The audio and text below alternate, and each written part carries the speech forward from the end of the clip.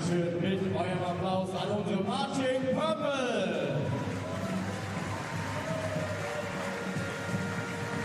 Und natürlich gehört zu unserer Pre-Game-Show auch unsere Cheerleader dazu. Die können jetzt schon mal hier Richtung Teamzone, Richtung Sideline kommen.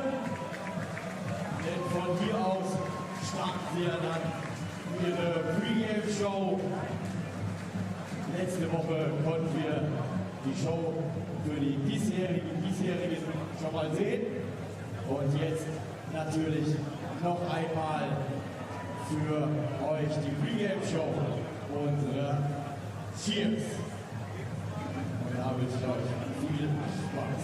And now, ladies and gentlemen, here are the sexiest girls and boys in town. Sind unsere Frankfurt Galaxy Dancers!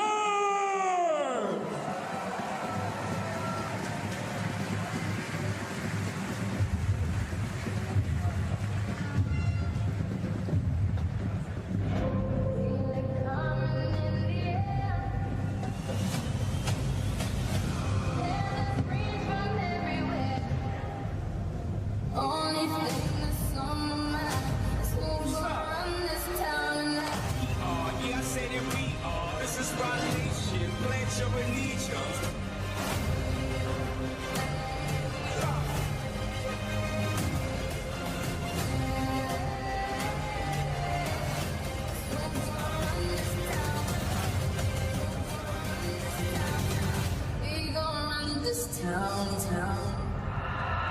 I always say what I'm feeling. I was born without a zip on my mouth. I like my coffee with 2 sugars in it. High heels and my glory dripping, drinking, I get all fired up.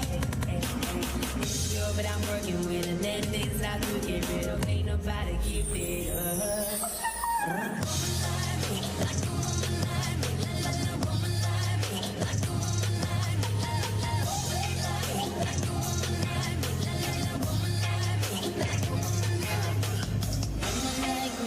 A woman like me, since I brush up on them, I can tell they like me. I'm all them on them, I try to swipe me. They got me tickets for the ice me. I grind, I make that bad. I search, I found, I take that bad. Okay, ladies, now let's get information. Okay, ladies, now let's get information. True to me, you got some no ordination. Slave trick, how you get eliminated?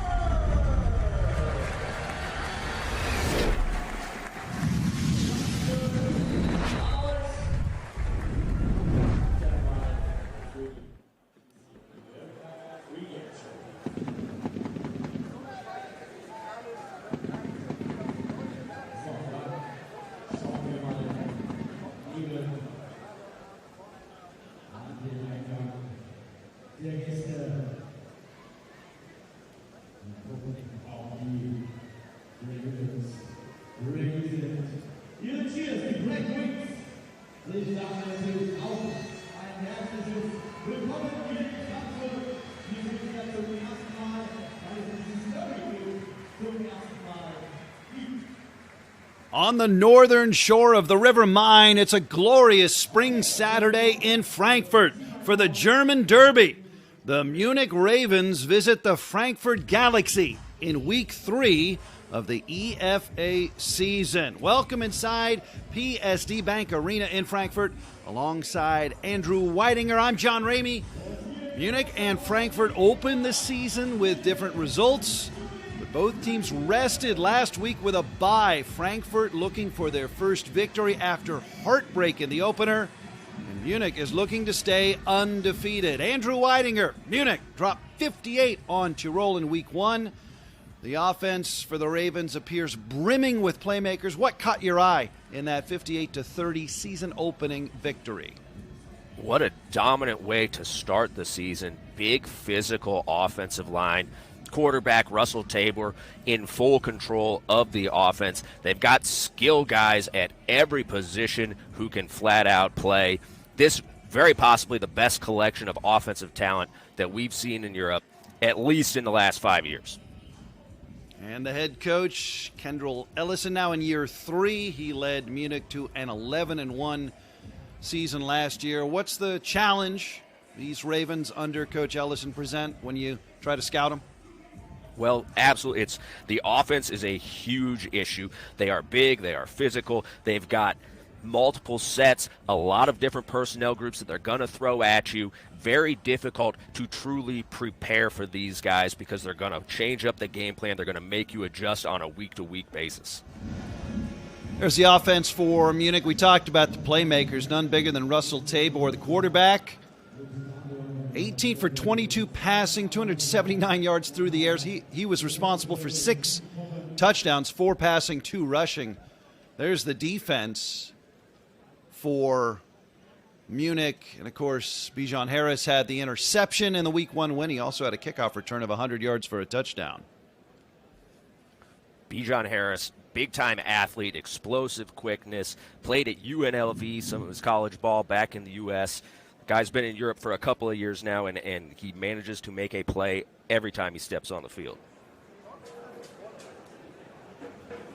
So the visitors in the white kits with the black pants, white jerseys, teal numerals trimmed in black, visiting from Munich after their home victory in Week 1.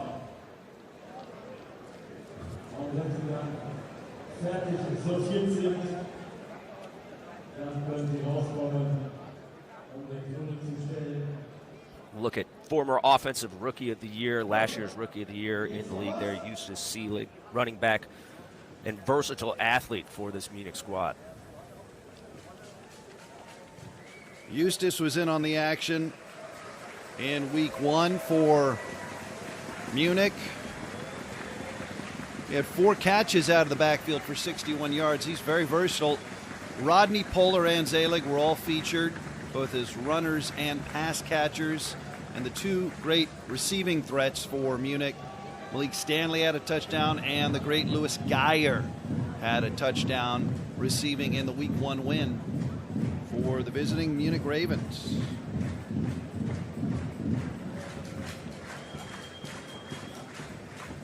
Frankfurt playing at home. They opened at home. They lost 21-20 to the Paris Musketeers in their opener, and then they had the bye in Week 2. This is the only game on the EFA schedule here in Week 3, so all eyes in the Alliance on this clash here in Frankfurt. And the faithful getting ready for the home team to run on out on the pitch here at PSD Bank Arena. It is a warm day, 29 degrees centigrade, not much wind, partly cloudy, but very warm. Perfect conditions for a day out. Watch some football.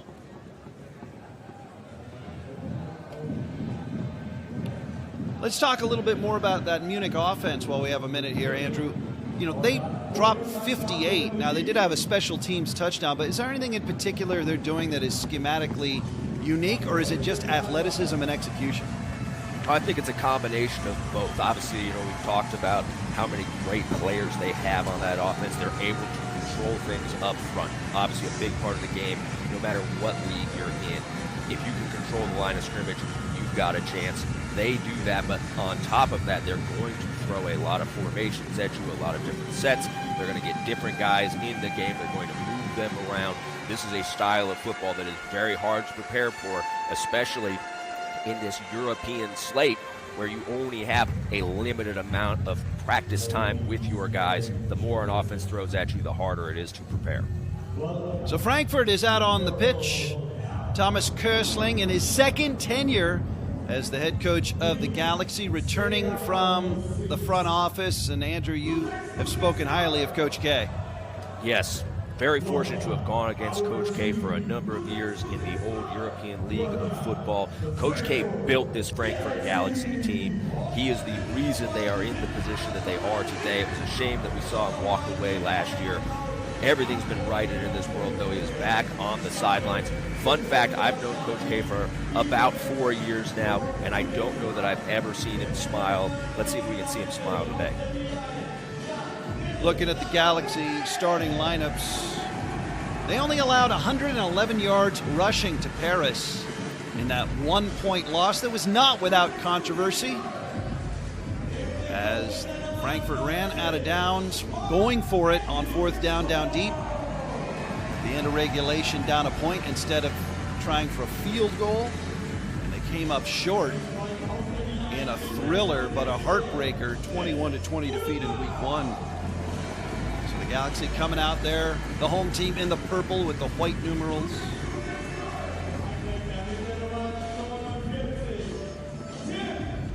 Andrew, let's talk about the bye, getting that in week 2, because it's an article of faith in football that many teams at most levels of football make the most improvements from week 1 to week 2. What does it mean when you get a bye stuck in the middle of your second week? Yeah, it's kind of there's some give and take there. It's always good to get the time off. You never really want it too early in the season, but we're all used to watching the NFL, right? And teams come out and they're executing at a high level early in the season. Well, here in Europe, you don't have the offseason they have in the NFL. They've got phase 1, phase 2, phase 3. Guys are together practicing. You just can't make that happen in this European league. They're not there yet. It's not as professional. Obviously, nothing as professional as the NFL. So you see a lot of slow starts in Europe, and that time off, giving guys more time to practice, to get comfortable with each other. It's absolutely imperative, especially early in the year, just to get everybody on the same page. Probably a positive having that early bye. So a study in contrast with these two offenses, as we mentioned, Munich with a 58-point outburst and Frankfurt with just 20 in that opening game 1-point loss.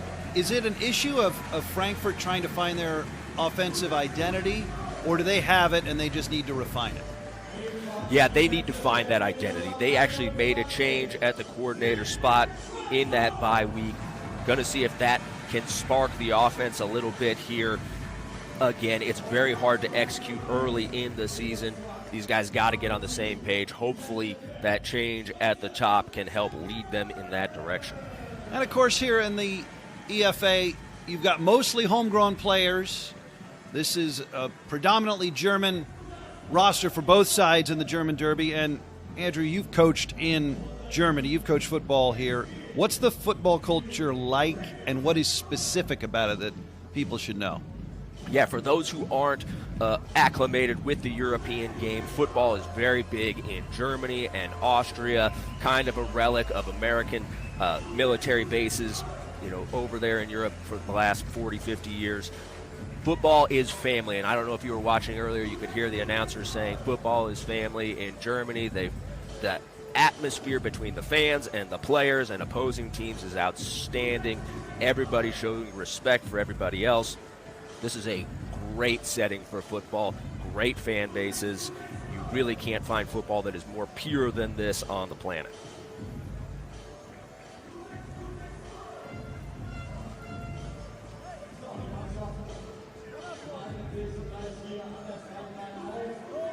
All right, we are waiting on the anthem here, but it is the German Derby with Munich at Frankfurt, and we're very happy to have you with us on this Saturday, the final Saturday in May. We will pause right now for the German national anthem.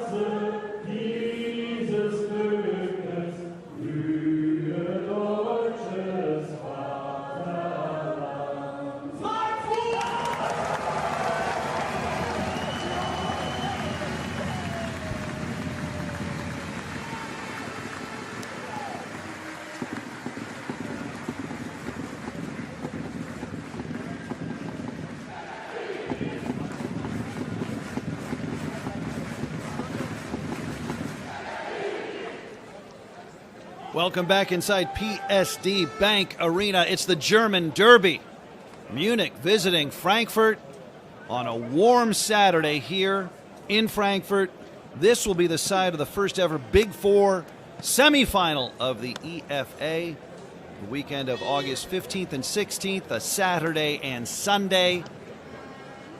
The semifinal round of the first EFA championship. Tickets available on Ticketmaster, and what a great environment this is proving.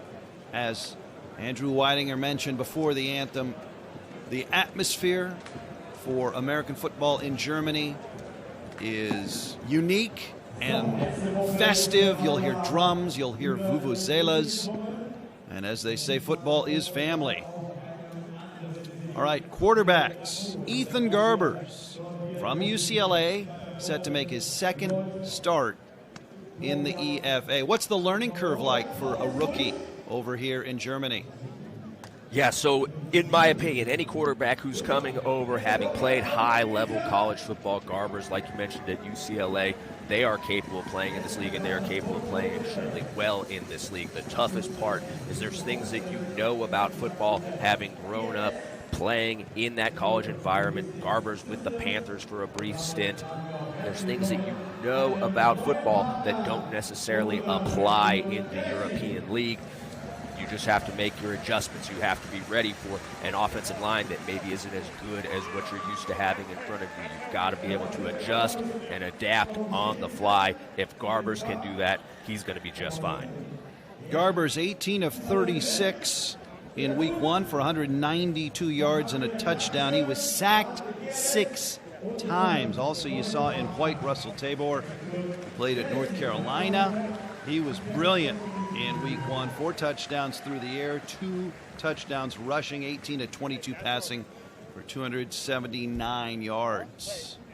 So the quarterback play for Munich was elite, and that stands to reason in a 58-point outburst. Here come the Raven and Galaxy captains out for the toss of the coin. Our referee is Jonas Seppelin.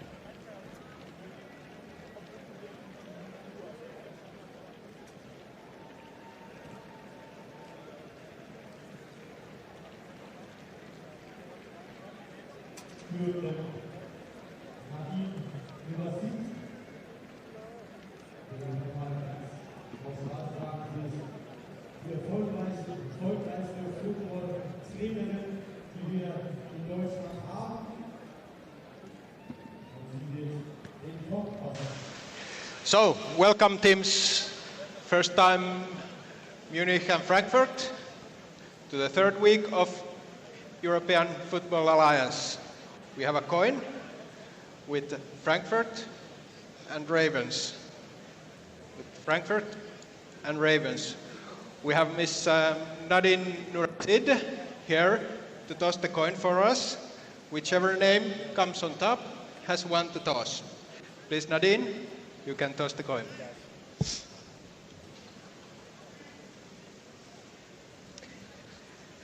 Ravens has won the toss.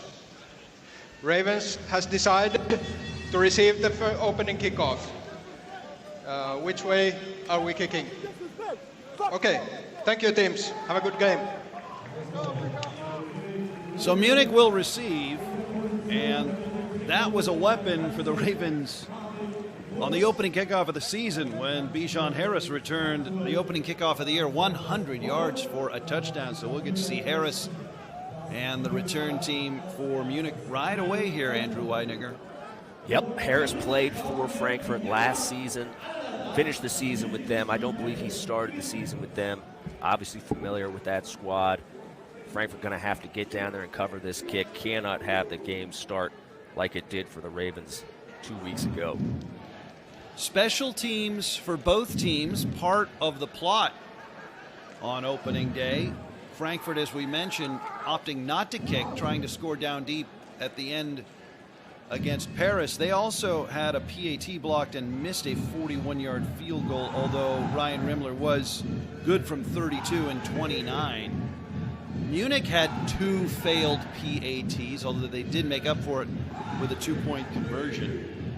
But 3 phases of football, don't sleep on special teams. I know as a coach, Andrew, you would not allow that to happen. Well, yeah, as a coach, I kind of hate special teams, but the kicking game, the kicking game is an adventure in Europe. All the best kickers in Europe are playing soccer, or what us Americans know as soccer, so it can get a little bit more complicated than you feel like it should. One of the best kickers in this league, though, we're seeing him right here, Ryan Rimmler, kicked at Ball State a few years back.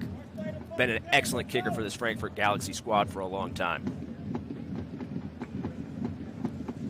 So Frankfurt, the home team in the purple, set to kick it away to the visitors, Munich, in the white jerseys. The German derby. There is Harris, pacing just inside his goal line.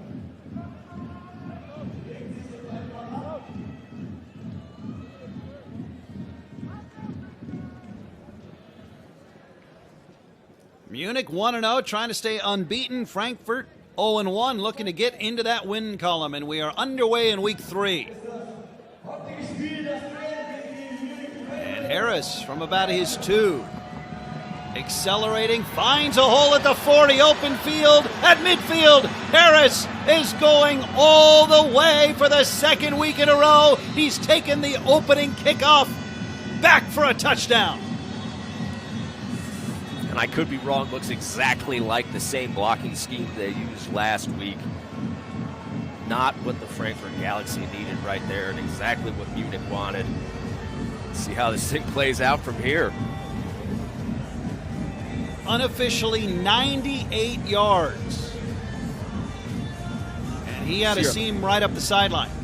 Yep, right side of your screen, blocking guys from outside in, kicking out with the personal protector, leading Harris there up the hole. Celebrate once you get in that end zone there. Don't go celebrating early. Don't let that ball get knocked out. Big plays win football games. Munich had an abundance of them in their opening day victory, and they've got a big play already here just into the affair. As Bijan Harris has done it again, second kickoff return for a touchdown on the opening drive, on the opening kickoff. So because of the celebration, check that. Here is Schweiger for the PAT.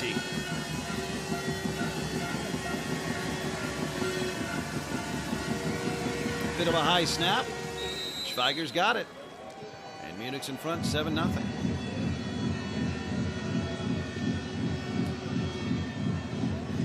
Schweiger comes out and says we're not going to have the same issues that we had last week. Unequivocally going to be kicking this ball through the uprights all day. A good job there on a bit of a high snap, but the timing was not disrupted. So, as you mentioned, no issues on the first PAT try for Munich. Boy, that's a splash of cold water to the face for the home team, to say the least. You got to shake that off. Yeah, it doesn't get worse than that. Obviously, got to bounce back. Let's hope we don't just watch kick returns for touchdowns all day, though. Let's see a little bit of offense and defense here. Frankfurt in desperate need of a good return. So there's Schweiger, who will kick it away for Munich.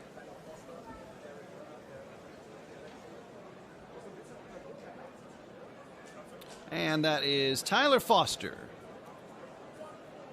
who had 2 catches, joined back there by Paul Cavadia-Lenhart, who had a touchdown catch for Frankfurt in their opener. Twin return men, and recovered off the ground at the 6-yard line. Weaving up to the 22 or 23-yard line goes Tyler Foster. So we'll get a look at the Galaxy offense and Ethan Garbers for head coach Thomas Kösling. Garbers 18 of 36 for 192 yards and 1 passing touchdown in week 1, but pass protection was an issue. He was sacked 6 times. Yep, got to be better up front. You can see on the other side, the Ravens, nobody close to the quarterback all game. Very easy to move the football. Garbers, some of it probably on himself, a little bit antsy in that pocket, but that can be born from issues in front of you. I know that the Frankfurt coaches have talked about shoring up that protection. We'll see what their answer, what sort of change they've got in store this week. Brandon Corbin, the offensive coordinator for Frankfurt. An experienced offensive mind, has coached 12 years at various levels of college football in the United States. On first down, Garbers slings it out, and it's complete on the right side flat at about the 15-yard line. Out of bounds is Revia Easton, the American. 3rd catch of the year. I think we got a spelling error there. That's Brevin Easton with an N. Brevin, we faced this team last year. I thought Brevin Easton was the best American receiver we faced in that season. He had a very, very tough time week 1. Press coverage to Malcolm Liggums, the long corner for Paris, really took him out of the game. He's got to bounce back today. Pistol formation on 2nd down and motion out of the backfield. Swing it out to the motion man. And churning across the 15 to the 17, there's Easton again. So they line him up in the backfield there. Got the right idea. Get the ball in the hands of your playmakers. Big 3rd down here. Can't afford a punt. Got to put something together offensively.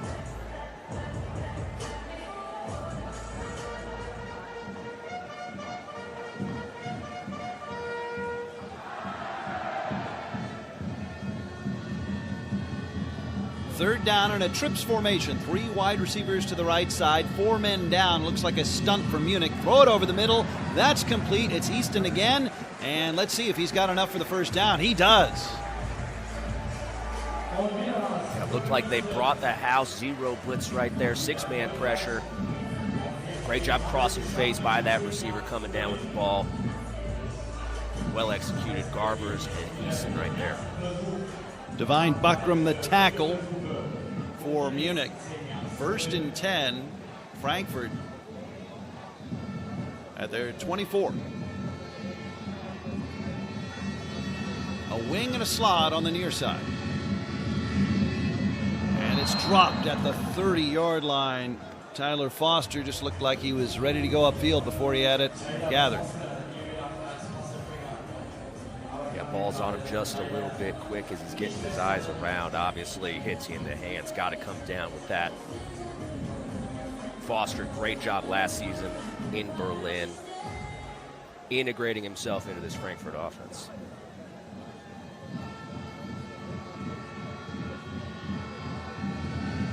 Tight wing and slot on the right side and on the ground.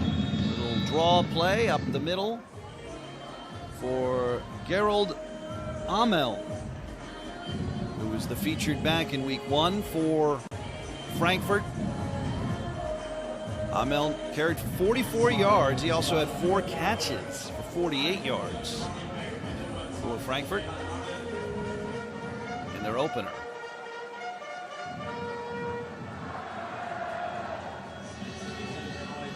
Modest gain on the play, 2nd and 9. And again, a trips formation, trying to spread it out on the near side for the Galaxy. Against a 4-man rush.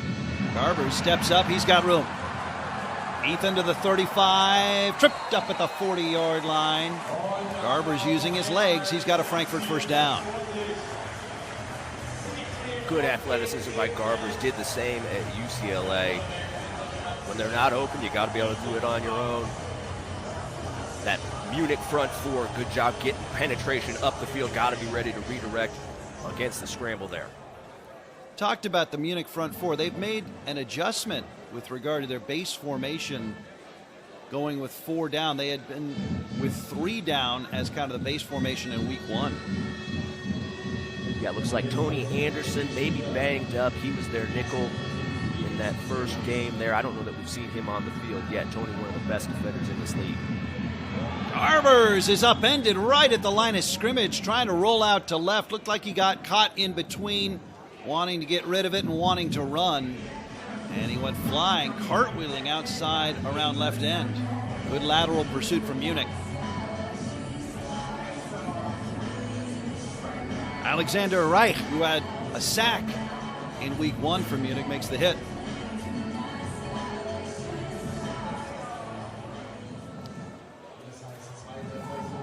Second and 10, 9.5. Little opening on the right side, and first down yardage on the carry for Frankfurt. And that's Amel. As big as this Munich team is, you can run the ball on them. Frankfurt can't lose sight of that. Don't abandon the run. Keep getting your chunks. Don't worry about the score. It's early. Establish that identity. Keep pounding the ball. Conventional football wisdom would be possession is victory just by keeping the ball away from the Munich offense. So Frankfurt appears to be working on that as they churn out another first down. They're in Raven territory now. Trying to answer back after the opening kickoff return for a touchdown and incomplete down the middle. Yeah, a little drive concept there. Shallow cross, guy in behind him. Seemingly a little bit of pressure up front. Might have gotten a hand on that ball right there. Looked like it fluttered. Maybe a defensive tackle able to get the bat. Hard to say for sure.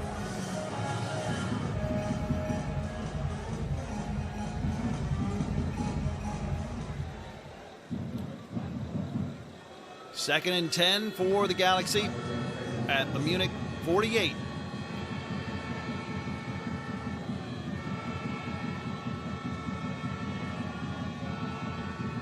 Garbers looks at a delayed blitz and throws incomplete at the 35-yard line. Trying to get that to Easton, trying to thread the needle there. And there's Mr. Big Play, Bijan Harris in coverage. It was his kickoff return of 98 yards that opened the bowl game, opened the scoring. Yeah, a little quick in-breaking route there, maybe a glance route. The quarterback's got to get that up. That's not a catchable ball right there. 3rd and 10. Trips on the left side now for the Galaxy. And looks like motion on the line.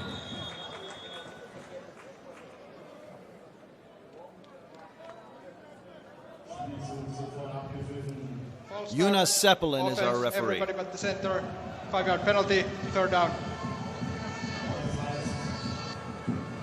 So now 3rd and 15.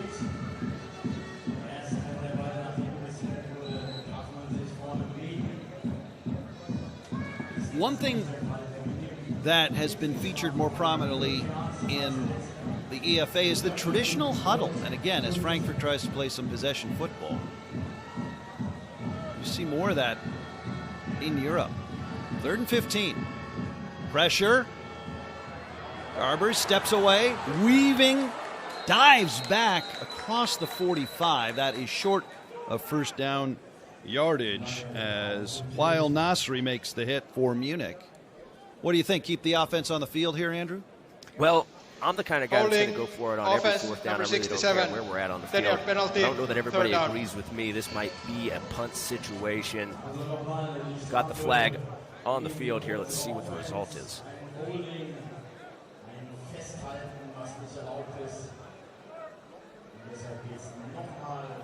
Yeah, interesting call here for Munich and for Kendrell Elliott. Be fourth down and about 7, or they're going to take the penalty, go for it. Give them another down, but back them way up. Line to gain is the 37 of Munich. So 3rd and forever. Pressure again, Garbers. Tripped up, staggering, keeps his feet, looking downfield, slings it back over the middle, and it's incomplete at the 36-yard line. Marco Schlabitz disrupted that pass intended for Nico Straman. Great job by the quarterback keeping this thing alive. Gets the hand on the helmet. Tough to defend on these broken plays. Really good job by the safety, the German safety there, getting that thing broken up, forcing the punt. Andrew, I know coaches, they hold their breath when quarterbacks throw late back over the middle. No question. And now, again, we're kind of used to kind of the NFL model where there's so many extremely good athletes, best athletes on the planet in that secondary. Here you can get away with it a little bit more. Offense, 5-yard penalty, 4th down. Oh, they got to start limiting these penalties. A little confounding. They're getting all these penalties here early in the game. Can't have that happen. But you're absolutely right. You don't want to be doing that. Little different scenario there with Garbers able to set his feet on that sideline and try to find a guy down the field. Receiver got to do a better job of coming back to the quarterback there too. Bastian Ruppelt booms this away. And out of bounds on the near side. Let's see where it left the field of play. Isaac Embra was the return man. Didn't have an opportunity there.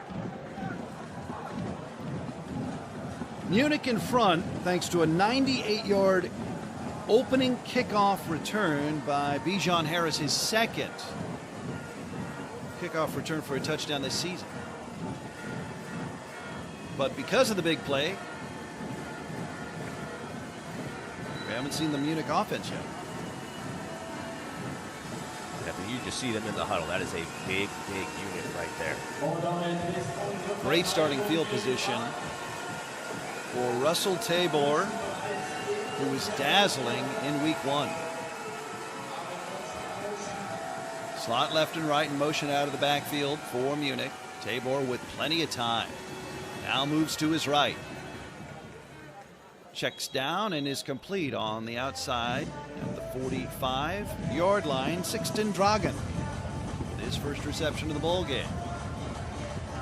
Sixten Dragan, a member of the Madrid Bravos last year. He's kind of a grinder, dirty work guy for us. Came on strong first week here for the Ravens, and again, starting off the offense there with a catch. You saw Tabor work through his progressions there. He already looks so comfortable in this game.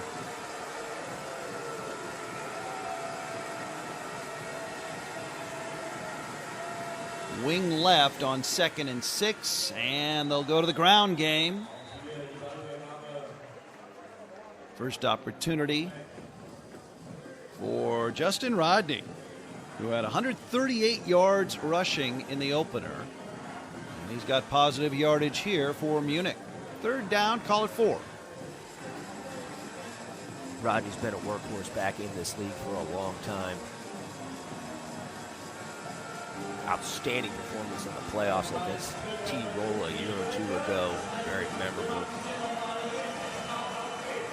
Frankfurt putting a bunch of people up on the line. Let's see what they do here.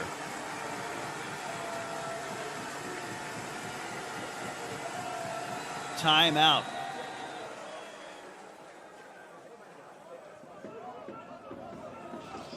Timeout, Ravens. First team timeout.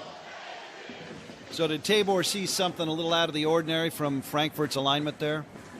Hard to say for sure. I think that maybe running low on the play clock, had to burn the timeout.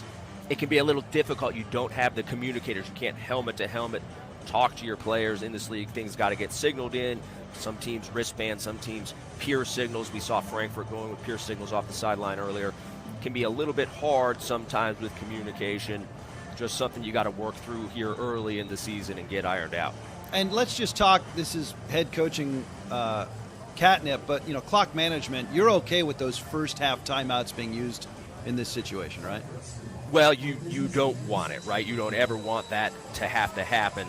Those timeouts can prove to be very critical in 2-minute drives. People don't realize the value they hold in those situations. But if you got to do it, you got to do it. Keep yourself in this third advantage. 3rd and 4 for Munich at the Frankfurt 42. Toss left, accelerating at the 40, trying to get outside, but Rodney is roped down back at the 41-yard line. Tried the power sweep to the near side, and Rodney couldn't get free. No, nifty little job there by Jalen Clay, getting loose away from those blocks, getting the back on the ground. Great play by the quarter. Offense stays on the field for Munich.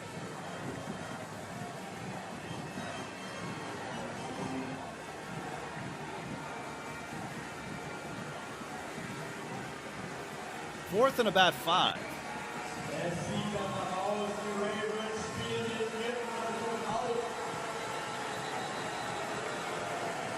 Actually, a favorable spot on that run by Rodney. Call it 4th and a short 4.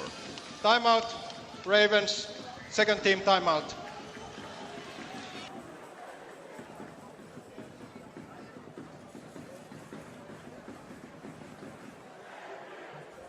Und wir bringen mit unserer Kisscam nochmal ein bisschen Liebe ins Stadion. Unsere Kisscam von der Frankfurter Rundschau wieder im Block unterwegs. So here's where Tabor, with his running ability, really becomes a tough matchup here with 4th and a short 4 here. You can just get him on the outside and let him make a decision, let him make a play, right? Yeah, absolutely. Very hard to get Russell Tabor on the ground. They'll mix in some zone read stuff with him. The guy he's an exceptional talent in this league, both as a passer and a runner. He can hurt you in a lot of ways. And Tabor rushed for 2 touchdowns and for 95 yards. Last time out for Munich. So 3.5. Line to gain is the 38 on 4th down for Munich in Frankfurt territory. And there goes Tabor. This is an old power sweep right. Quarterback keeper. He's got a first down to the 36-yard line. Not a lot of deception there, Andrew.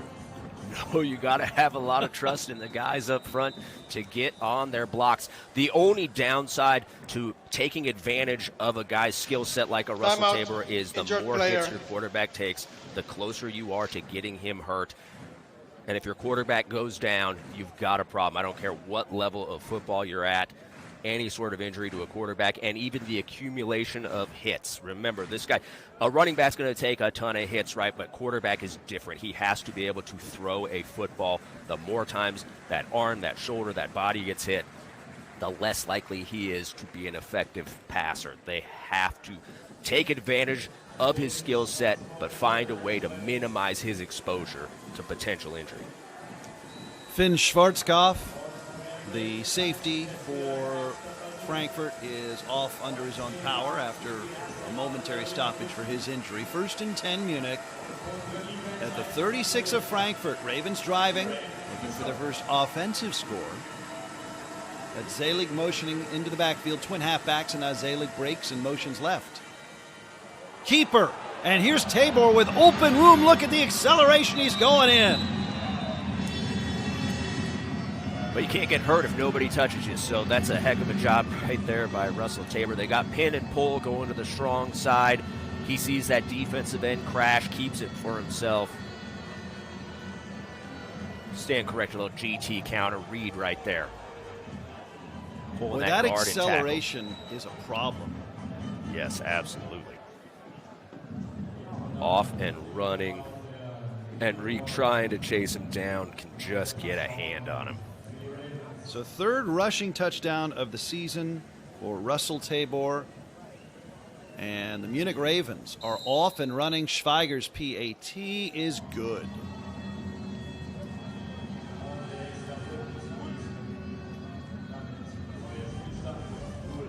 And now Frankfurt is in the unenviable position of being down multiple scores, but it is early, and I think for Frankfurt and for especially the offensive play calling, you've got to stick with the game plan, right? If you're Brandon Corbin, if you're Thomas Kirschling, you can't get too overwhelmed by the multiple possession deficit early.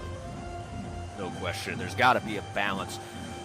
You can't let this get any more out of hand than it feels it is right now, but you can't force the issue. You can't turn this into a 2-minute drill when it doesn't need to be. You need to reestablish, figure out what it is you do best, keep running those plays, try to put some meaningful drives together, and see if you can chip away at this lead. You don't need to do it all right now. We got 3.5 quarters to go. Foster back along with Cavadia Lenhart, and Schweiger's kick will not be returned. So Frankfurt gets their second possession. They're staring up at an early 14-0 deficit, but they're at home, and their first offensive drive was going okay. Got into Munich territory before penalties helped stall it out and eventually forced a punt. So let's see how drive number 2 goes for Ethan Garbers and the Galaxy.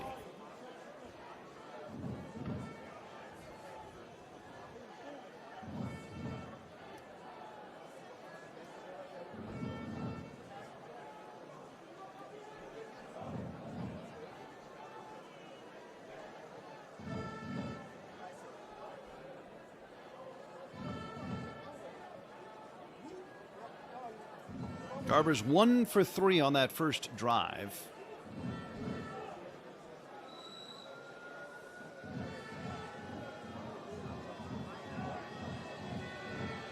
Let's see if they'll try to feature Ameld a little bit more. He only had 1 carry.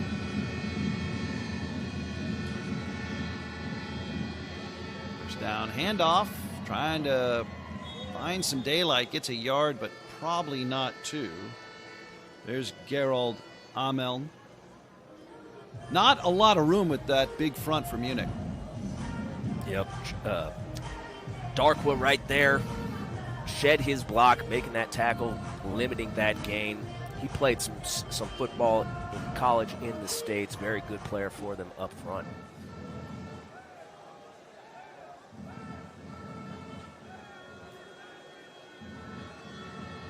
Second and 9.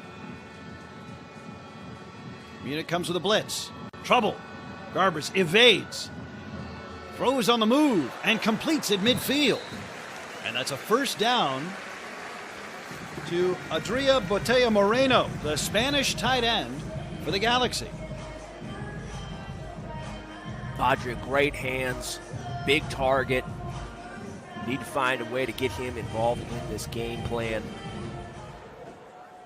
One of the best Spanish players on the planet. Good improvisation there from both quarterback and the receiver. First and 10 at midfield for Frankfurt. And again, right into the teeth of the Munich defense. Not a lot there for Gerald Amel, but you've got to stay with that interior running game just to keep them honest. It's going to be second down, 8.5. Yeah, tough duty right there. They brought the corner off that edge. Going to change up what your targets need to be in the run game. End up a man short. There, the Galaxy up front. Munich with a great call there, blitzing into that run.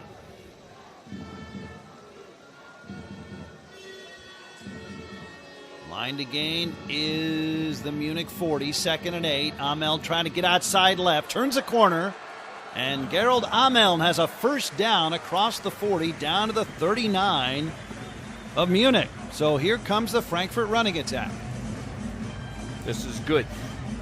Minimal gain first time they run it, not scared to come back to it. Don't ask your quarterback to go out and have some sort of Patrick Mahomes-esque performance. Keep pounding that rock. You're going to have some runs that aren't going to get you a whole lot of yardage, but eventually the dam will break. Keep pounding. Divine Buckram, the tackle. We've called his name a couple of times now. 1st and 10, Frankfurt at the Munich 39. Play action fake, pressure, and down goes Garbers back at the 48. And it was Harris in the backfield. And he got help from Ituale Louis. Louis, one of the most improved players over the last couple of seasons in Europe. I believe his first ever organized football came 3 seasons ago with this Munich Ravens squad. He has emerged as a big-time playmaker up front, and that is one big dude up there. Very hard to handle him. Loss of at least 8 on the play.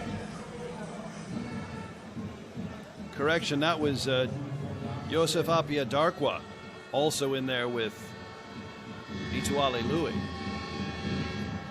Completion over the middle at the 35, breaking a tackle with a first down for Frankfurt. It is Paul Cavadilla-Lenhardt, and despite the sack, Frankfurt moves the chains again. And actually, we got one of the Schum brothers right there. I believe we've got a couple Schum brothers playing a couple different teams here in Europe. Big body receivers. Both of those brothers really good football players for that German team. Norman Schum, correction there, on the reception, 1st and 10, Frankfurt. On the move, Garbers throws complete. Schum again inside the 15, down to the 13-yard line, and another Frankfurt first down. And suddenly this offense has a little bit of rhythm to it. Absolutely. This is exactly what they needed to happen. Cannot have the penalties. Got to find a way to consistently execute in rhythm. Got to keep stringing this together, but this is a heck of a start to get back into this game.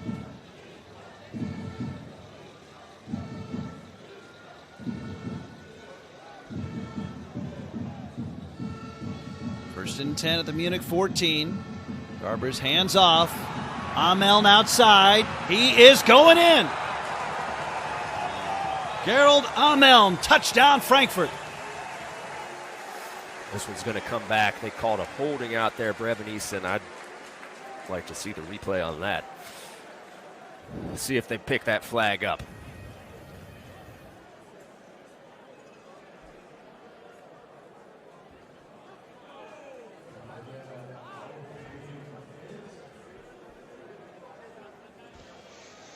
Holding, offense number 81. 10-yard penalty, score is not good. First down. Penalties have been part of a troubling story for Frankfurt early. Yeah, you never want points coming back off the board. Out there on the perimeter like that, that's a tough call right there. Let's see if we can see it. Yeah, absolutely not. I hate to disagree publicly with any sort of officials. I would never do that, but I'm going to do it now. So holding call wipes 6 off the board. Ameln again picking his way in the heart of the violence, gets down to the 9-yard line. So a patient run there. Gain of 5. Great job by Allman. Got a guy in his face right now, makes him miss, turns it into a positive gain.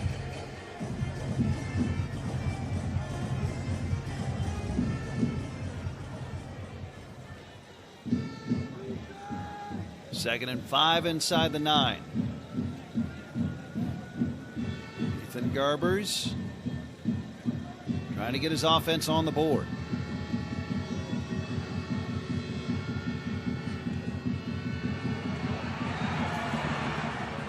He cuts back. He keeps his feet at the 5. Pirouettes, puts his head down and gets popped. He's near a first down.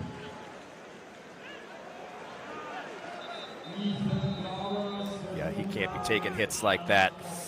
That's probably a situation, maybe throw this one away. They're trying to layer the end zone there. They got guys in the front trying to get guys back in behind them. Receivers spacing wasn't great. Elects to take off.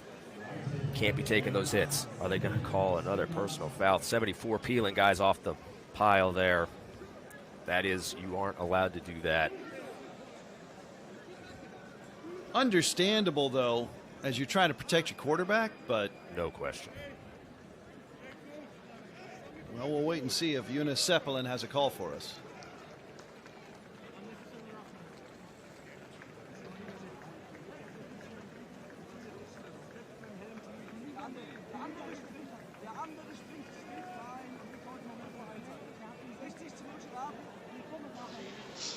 After the play, personal foul, Galaxy number 79. 15-yard penalty. It will still be 1st and 10. That's Karim Al-Soufi, the tackle. And it did, in fairness to Al-Soufi, it looked like there were some slightly, after the action was stopped, piling on by Munich, so I can see why an O-lineman would have that reaction. No question. Give us the offsetting. Just give us another random number, say Munich 1-2. Frankfurt with a great drive and getting killed by these penalties here. So back to the 18.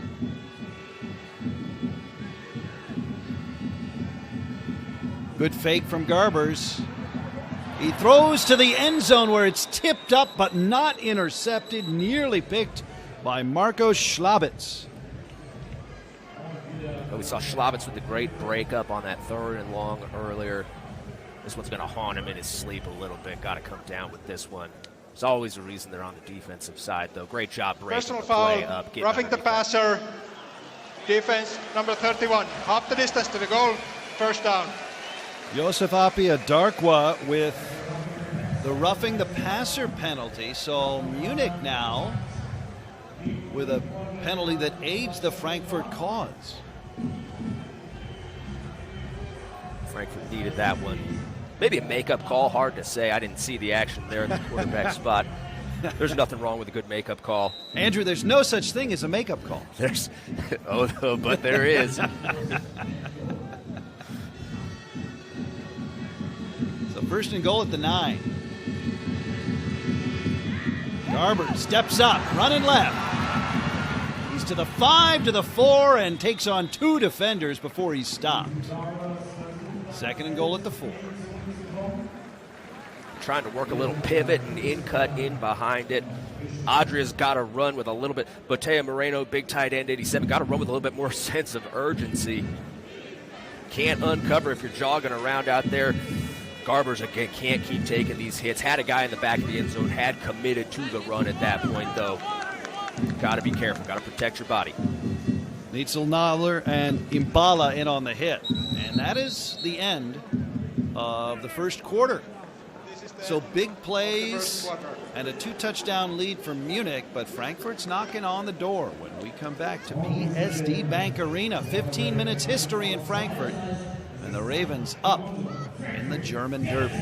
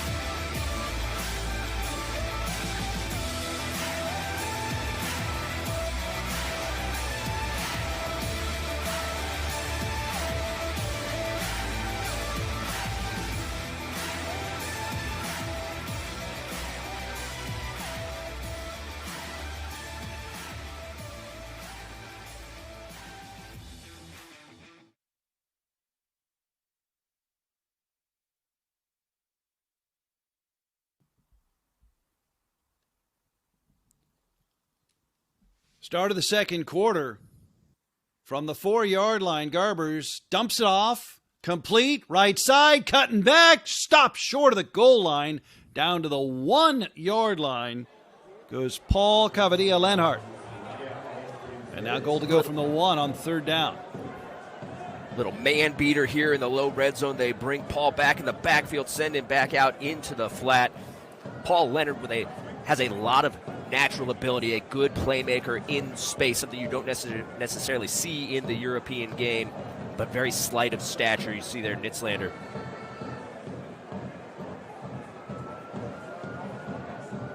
Got another personal foul there, but you see Nitzlander able to get him down with just one hand. So that sets up Frankfurt first and goal at the 1. And they have held the ball inside the 20-yard line for what feels like ages now. Got a lot of penalties extending this drive in both directions. Frankfurt famously with some issues on the goal line week 1. See if they can exercise those demons right here. So after the roughing the passer penalty, that's 2 roughing the passer penalties this drive on Munich. I formation.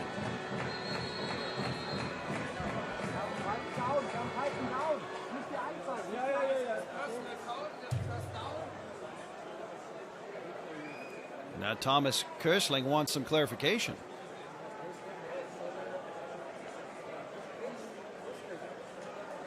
Yeah, this isn't going to get Coach K smiling. Yep, there it is. If I were him, I'd be a little hot. 2 personal fouls for roughing the quarterback in the same drive. Can't be having that. Looks like maybe a little miscommunication on where this ball should be spotted. There is no charged timeout to the Frankfurt. The chain operator had not changed to the correct down yet. It will be first and goal from the half-yard line.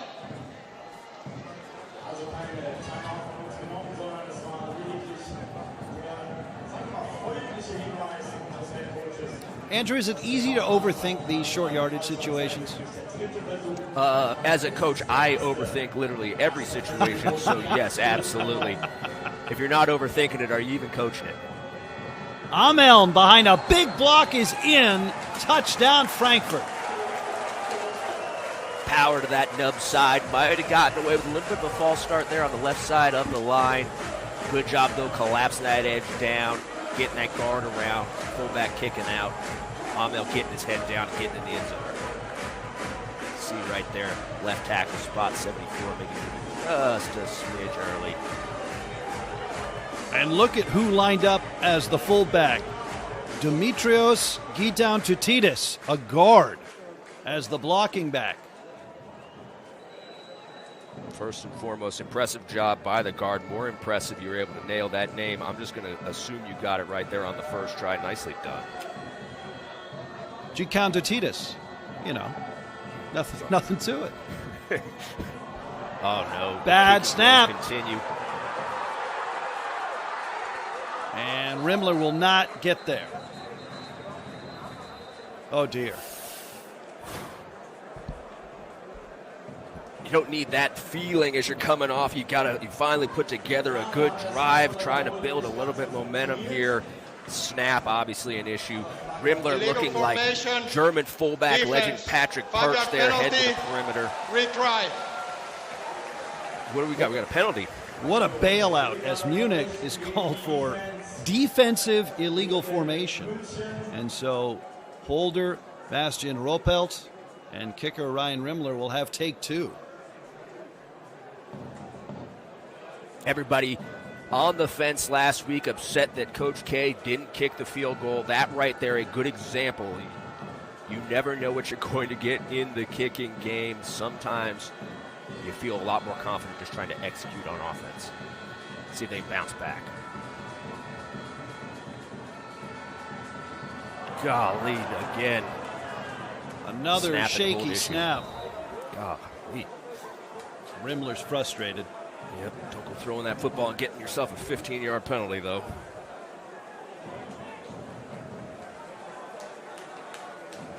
Well, it highlights the delicacy and the precision required in a place-kicking situation. You need a good snap and a good hold and a good kick. That's a lot of moving parts in not a very long time elapsed. And again, we're so used to the NFL. They got guys that get paid $1 million to snap it, guys that get paid $1 million to hold it, guys that get paid a couple million to kick it. Over here, guys are doing it for $50. A lot harder to find guys who are very capable of consistently doing that, and again, very difficult to come off the sideline and just go out and execute. Everybody expects you to do it, but much easier to say than it is to do. So despite the failed point after, Frankfurt has cut it to a one-possession game and has also kept the ball away from the explosive Ravens offense. So now the onus will fall to the Galaxy's defense to try to corral Munich, who again has one touchdown through their offense and one touchdown from special teams. Long way to go, though. Yeah, we're just at the top of the second quarter. Feels like we're going for days here. All these penalties kind of slowing the game down. If you're Frankfurt right here, I don't know what the answer is, but I don't know that I want to kick it to Bijan Harris. Yeah, I'd kick it to anybody but Harris, who had a 98-yard kickoff return for a touchdown to open the ball game, his second of the season. Oh, geez. That's a penalty. Kicked it away from him, but that comes out to the 40. It can be hard. You're telling your kicker, hey, don't kick it to 21, and all of a sudden he gets in his head, okay, whatever happens, this can't go to 21, and before you know it, loses his focus a little bit, thing ends up out of bounds. I mean, candidly, given how explosive Harris has been, you almost are okay with it. Yeah, almost.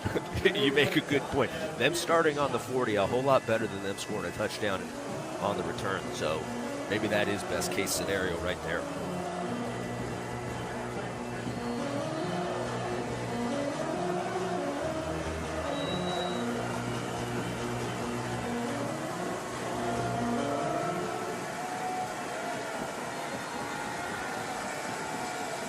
First and 10 of the 40.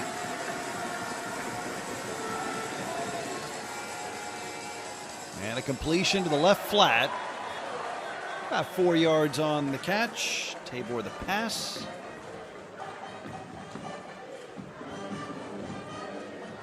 Just a little quick game there off the run. Kind of a this or that. You can hand it off and run this, or you can throw that out there. Kind of a staple of the Ravens offense, trying to take advantage of the looks that the defense has given him. Malik Stanley, a touchdown catch in week 1. That's his 6th reception of the year.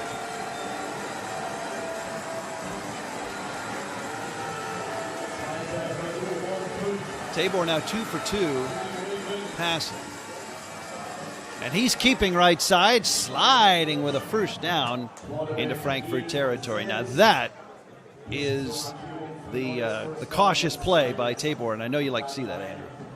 Yeah, I cringe a little bit anytime a quarterback takes a hit. Here they've got the zone read, used to see bypassing the defense and then getting out ahead of that.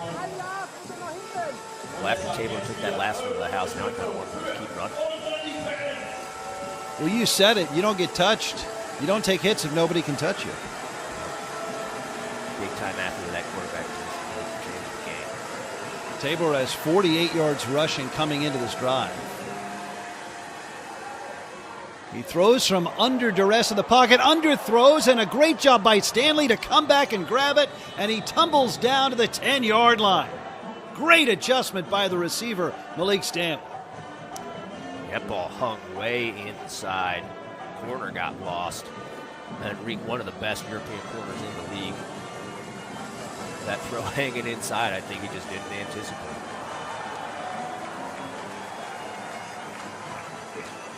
Loss on that first down snap. But back to the Stanley catch. I mean, that's like a high school play. You just throw it up and you know Stanley's going to go get it. Yeah, Stanley's great size. There is an element to just throw it up there. He will go get it. Prepped it. La Tech.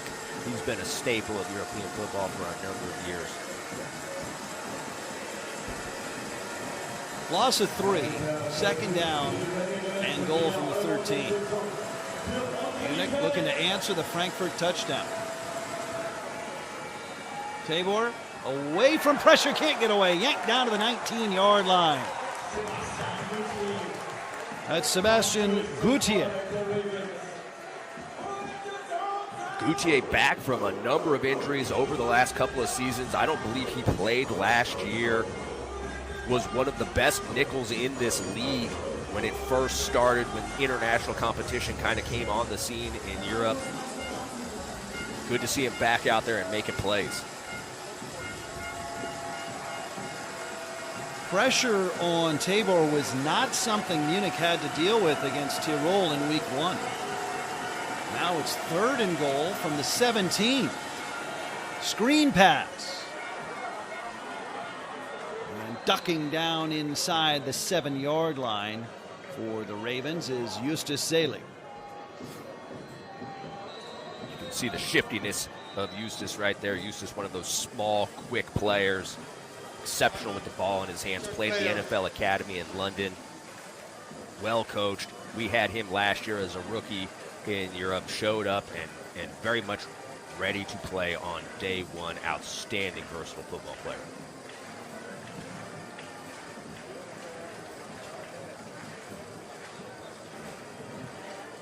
I had seen Justus years prior playing the youth leagues for the Dresden Monarchs in the German Football League. And we were signing a player from the NFL Academy and said, well, what about that guy right there? And they said, oh, yeah, that's Justus Zelig. I said, when's he available? Very fortunate to get him. Justus had a couple of offers from colleges in the States, elected to attend medical school. He doesn't look quite like he's going to be a doctor to me. He doesn't have that look, you know. Some guys just don't have the doctor look, but Justus, see if he can overcome the look and get his way through medical school. Yeah, he's a real versatile guy. You can tell he has the athleticism and the skill set. Meanwhile, that was Jan Jesus Lara Perez coming off for Frankfurt. Now a 23-yard try for Schweiger and Munich.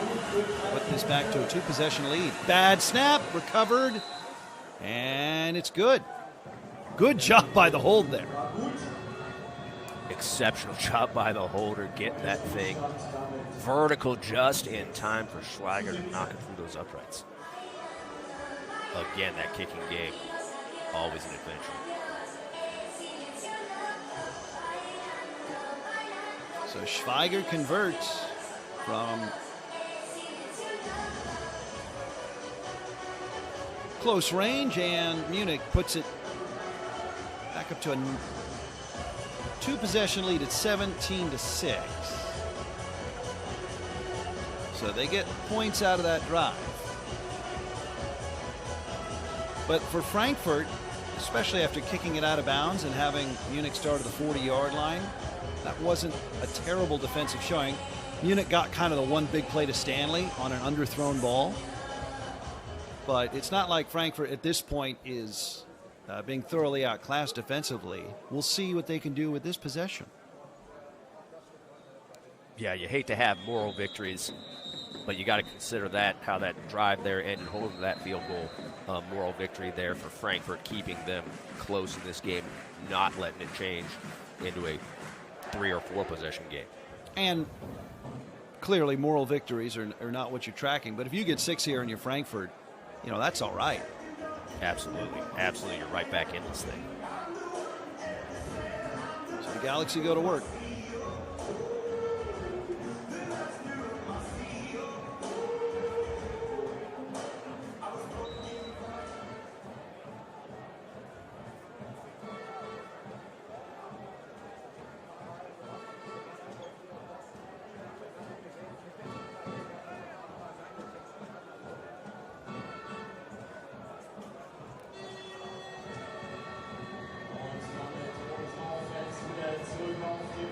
Garbers hands it off on first down.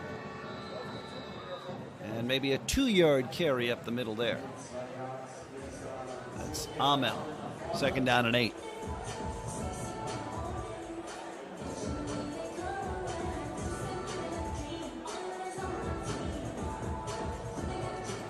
Garbers 5 of 8 for 53 yards. been sacked once.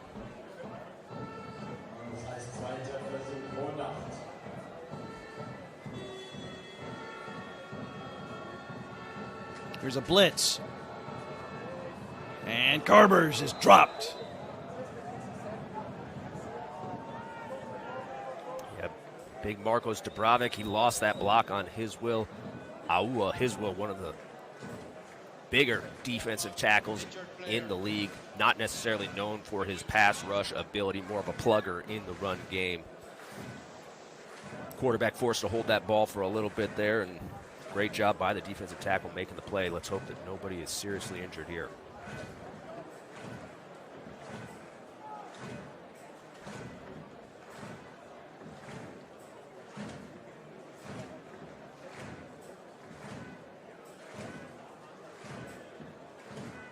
Oh, no.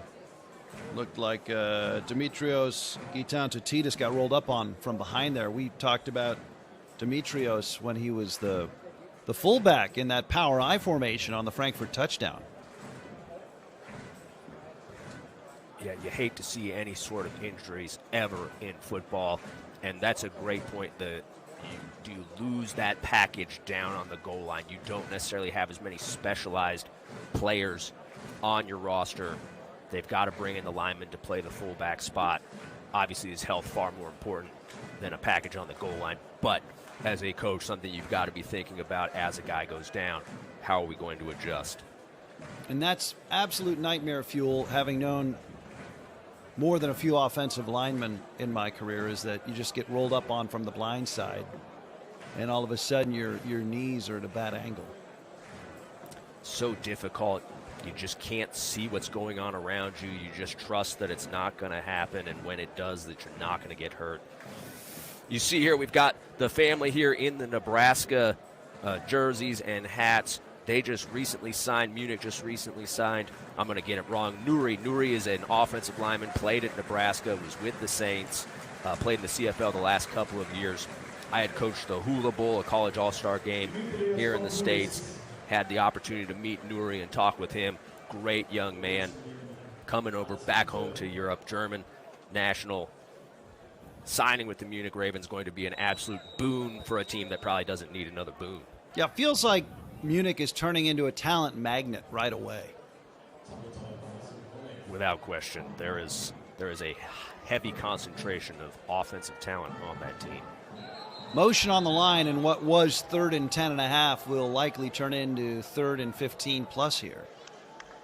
False start, offense, number 61. 5-yard penalty, 3rd down. Luka Jokiel, the tackle.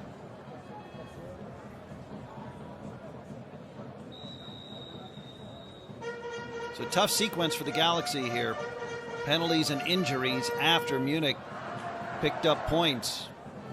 And push themselves into 3rd and extra long. The reason you want to stay out of 3rd and extra long is because it's really hard to convert 3rd and extra long. Trips on the right side, 4-man rush, and it's enough to get to Garbers. Flag down. Garbers trying to keep his feet, staggering, and finally whistles at about the 23. A flag came in, and the timing of it was such that we might anticipate holding. We're not even halfway through the second quarter. Garber's jersey getting ripped to shreds. Not the look you want. Holding, offense, number 61. Penalties declined, 4th down.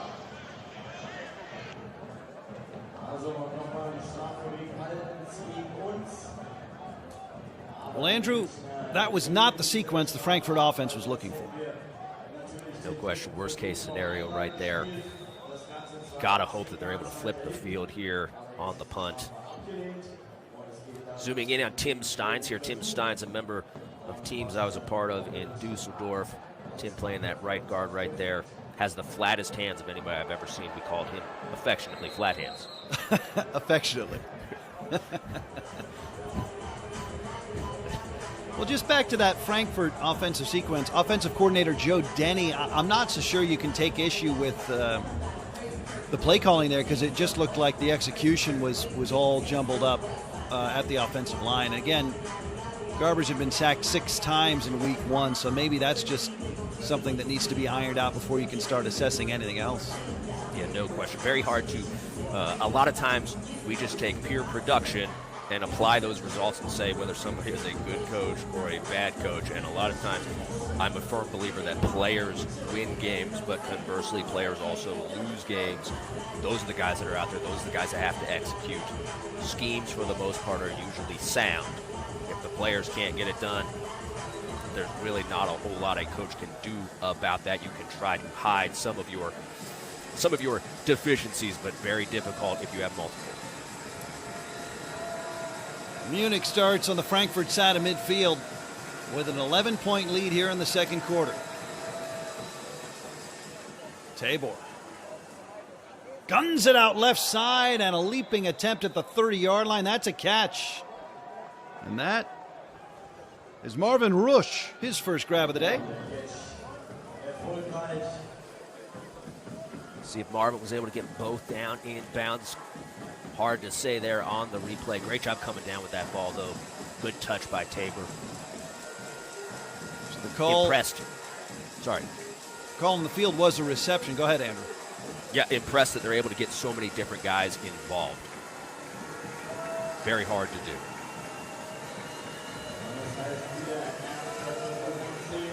Toss, jet sweep near side. Turning the corner. Zelig banged down at the 27.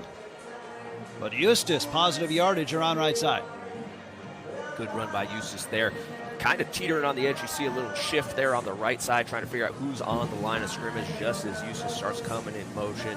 Got to be careful they don't get called for the illegal shift right there. We were talking about it a few minutes ago. Eustace, the athleticism plus the skill set. You know, he can catch it. He's a very patient runner. That jet sweep is not as much of a gimme run as you think. You've got to really be able to read to make that play positive. Yeah, requires speed, athleticism. Eustace has got it all. Tabor keeping right. He's got a first down again. Looked like he might run away from the defense, but Jalen Clay ran him down.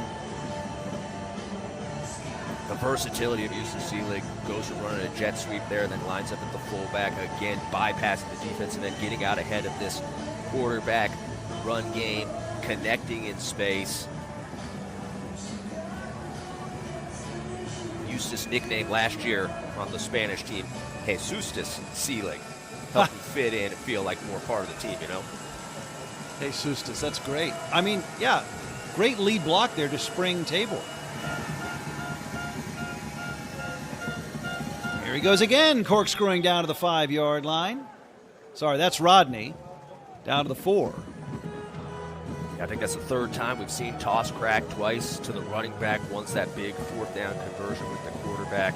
This is another staple of this Munich offense. Anchor and wall with those down blocks, pull guys around, try to kick out and hit it through that alley. And what a contrast you have in styles between Zelig and Rodney. Yeah, Rodney the bruiser, Eustace more of a slasher. 2nd and 1 from the 3. High snap, handled, handoff to the goal line. Ravens say touchdown. Officials say touchdown. I don't know who they had lined up at the tight end spot there on the right side. Looked like maybe a jumbo, maybe an offensive lineman. I could be wrong, but that guy, whoever that was, he went to work on that play on the defensive end, collapsed that side back, just rides the wave into the end zone. Big 63, it looks like. Great blocking on the right side of that play. Yeah, 63. So Justin Rodney is in for Munich. Once again, the Ravens piling on the points. Shades of opening day.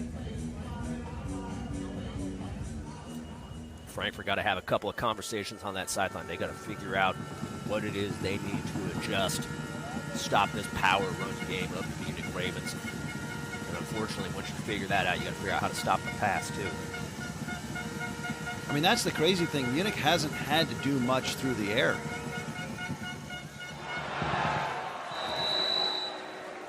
it fails.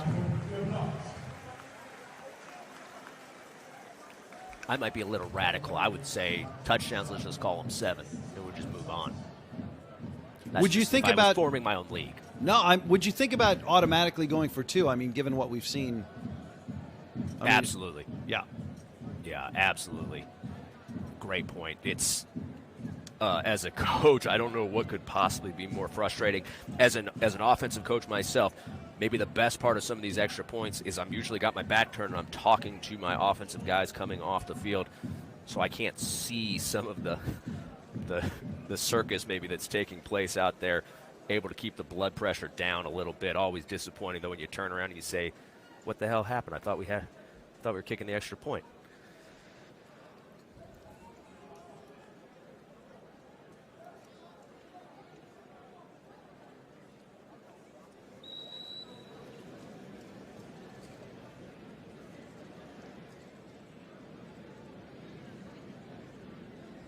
Schweiger kicks it away from Munich. And the twin return men for Frankfurt. And Lenhart, not near the 20.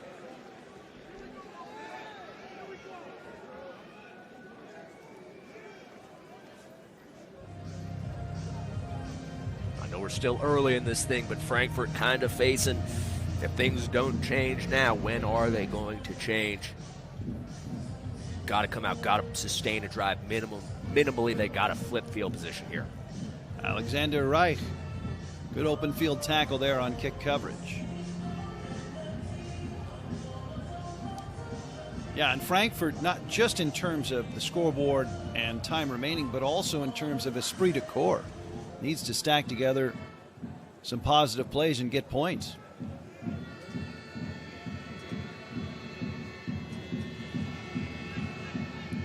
First and 10 for the Galaxy at their own 20. Pistol formation. Ethan Garbers hands it off. Nothing there. Gerald Amel trying to get outside and is tackled for a loss of about 3.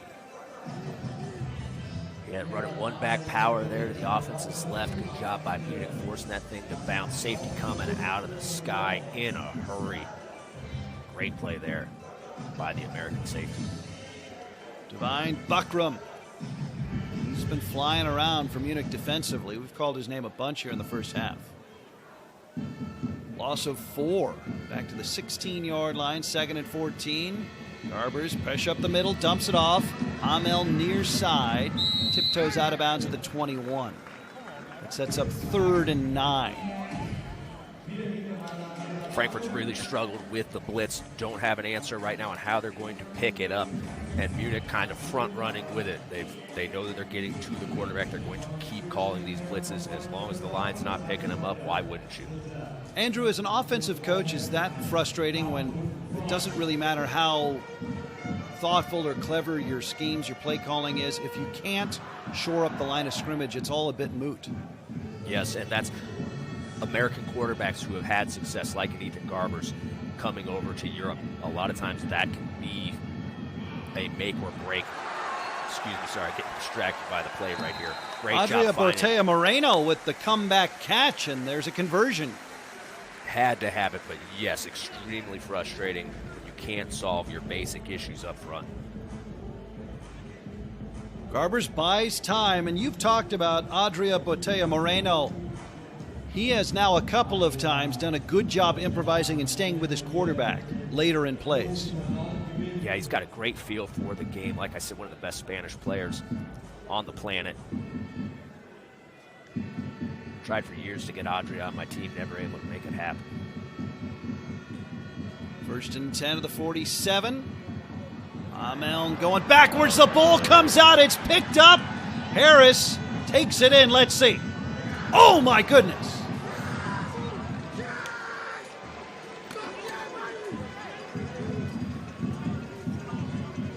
All right, so just so you know, one man's opinion, unbelievable job on the backflip. That could have actually happened once he was already in the end zone.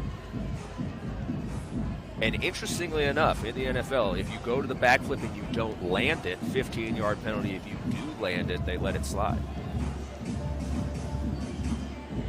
Magnificent. Clearly a live ball fumble, and Harris is in the end zone for the second time in this first half. Little showtime from the Munich Ravens. And Bijan Harris, Mr. Big Play, does it again.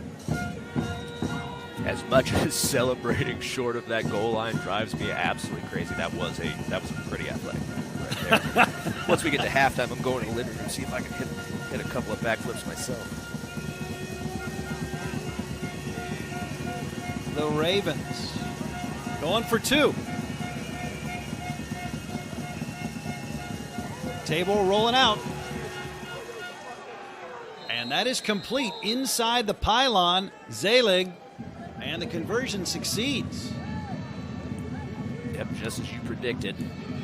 Time to just go for 2. They're running a little running back choice route out of the backfield on that left side. Uses covered up, stays on the move all the way across the field. Great job by the quarterback as he's scrambling, keeping those eyes down the field. Finding Selig. Selig, great hands. So Munich converts for 2. I mean, if you can go for 2, why worry about 1? I'm not Walter Camp or anything, Andrew, but, you know. It is a good point. 2 points are better than 1, and you don't feel awful when your kicker misses the kick. I am on board now. Radical, and I know I'll say some radical things about special teams as we go. I would propose just eliminating them entirely. I was in the Alliance of American Football, no kickoffs, just threw the ball down on the 35, said, let's play some football. I think that's the way it should be. But nobody has called me to ask my opinion, so here we are. Spoken like a true man of offensive football.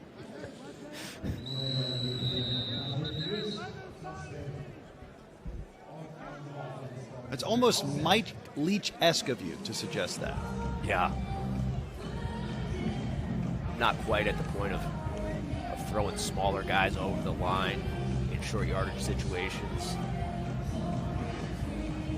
I'm not going to fold up the chairs and take them away from the players just yet, but yes, that's I've got a little Mike Leach in me, I suppose. Nice, the most awkward kiss cam that we could possibly find. Nice work right there. Those two got to get on the same page. Well, the good news is there's plenty of time for reps for the fans, but right now not a lot of joy in Frankfurt. No. Got to figure something out. Cannot let this get any worse. I know I've said that a couple times already. Here's that blitz.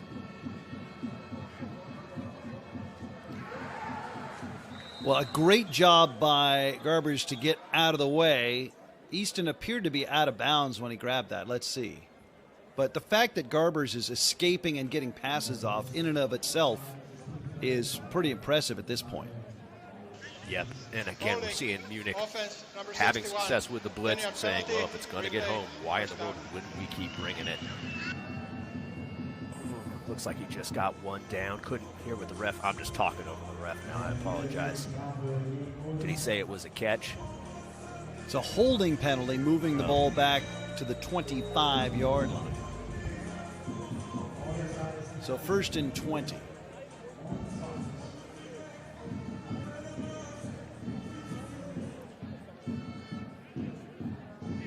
Four wide receiver package, 3 to the right side for the Galaxy. 4-man front, no blitz from Munich. Garbers, long out, complete near the 40-yard line. It's a 14-yard completion to Tyler Foster. Good job there. Looked like kind of a hook route. Good job finding this guy, hitting him in rhythm. Not easy to have great timing in the pass game. They made that look easy right there. Let's start stringing them together now. Got to do it. Got to get themselves back into this thing here in 3 minutes and 3.5 minutes and counting. When Garbers has time, you can see the skill set. You can see the arm strength and the accuracy there. Yeah, you can't overestimate the importance of a clean pocket for a quarterback. 2nd and 6. Garbers from under center, rolling right. Throws back over the middle the 49-yard line, and Foster's got it for a first down. I think maybe the targeting on that tackle felt like maybe it was a little bit high. I don't know that that was a designed sprint out. They had penetration right now on the interior. Good job by Garbers saving the day, getting himself outside of the pocket, doing it on his own. Personal foul, unnecessary roughness, defense number 22, 15-yard penalty, first down. That's Marco Schlabitz. So that helps Frankfurt and moves them into Munich territory.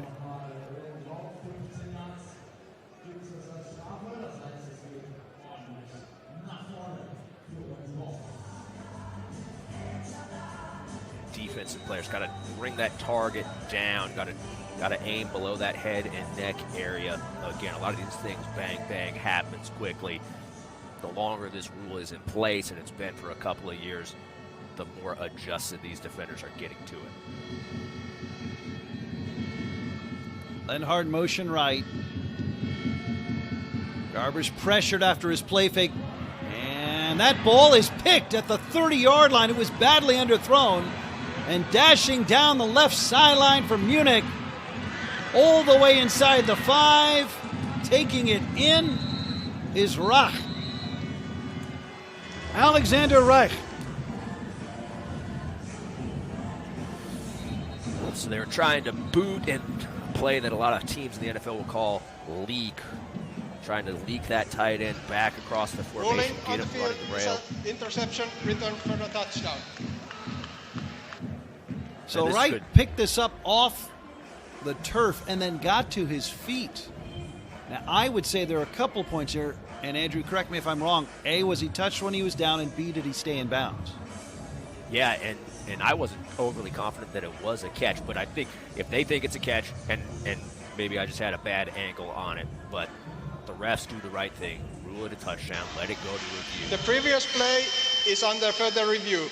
That way nobody has to challenge it. As long as it's ruled a turnover, ruled a touchdown, it automatically will get reviewed. Don't force a coach to pretend like they're a ref. Refs doing their job. Good job here with the mechanics. Rule it an interception and then let it get reviewed. Yeah, I'm also with you. I wasn't initially convinced in the moment that it was a clean interception. But because, as you say, the mechanics are sound, the play on the field will now be reviewed. So is this a catch clean?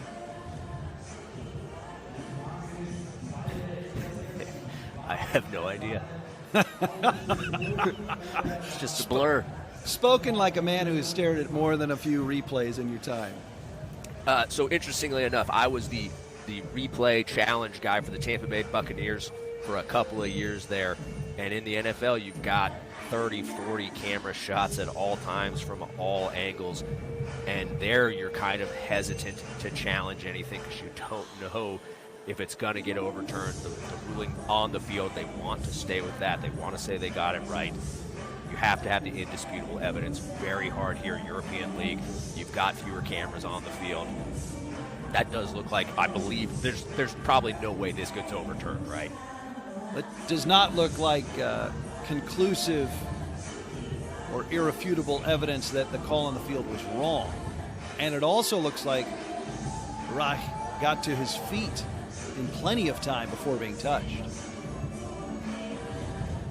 Yep. Great awareness.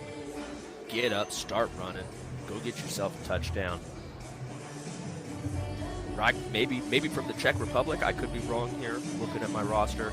Obviously, very hard to be familiar with every player in the European League. I've been dying to say this though. That's Czech and mate. You know. Ha! There you go. I've been holding that one for weeks. That well done. Yeah. Thank you.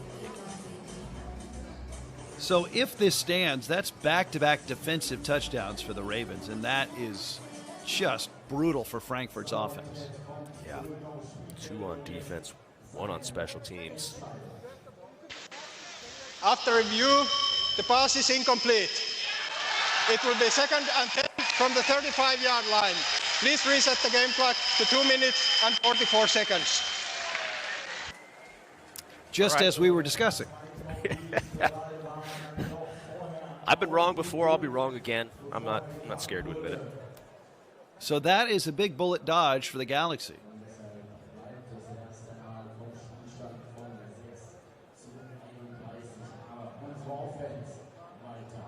If you're a coach for Munich, you're probably just glad that wasn't on the Jumbotron, so you don't have to lose your mind on a ref right now.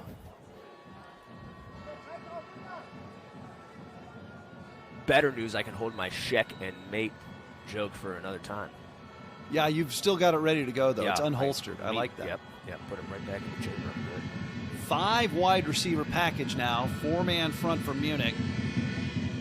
Garbers on a comeback effort at the 23-yard line, and Schum, the diving reception. That field hook route, that's a long ways to throw that ball, especially with that wide split right there. Good job by Garbers putting that one on the money, hanging in the pocket. Good job by Schum digging it out. They need to find a way to get Brevin Easton back involved in this game. They came out firing, trying to get him the ball. Ultimately, he is your best playmaker. Get the ball in your best playmaker's hands. This is the 2-minute warning.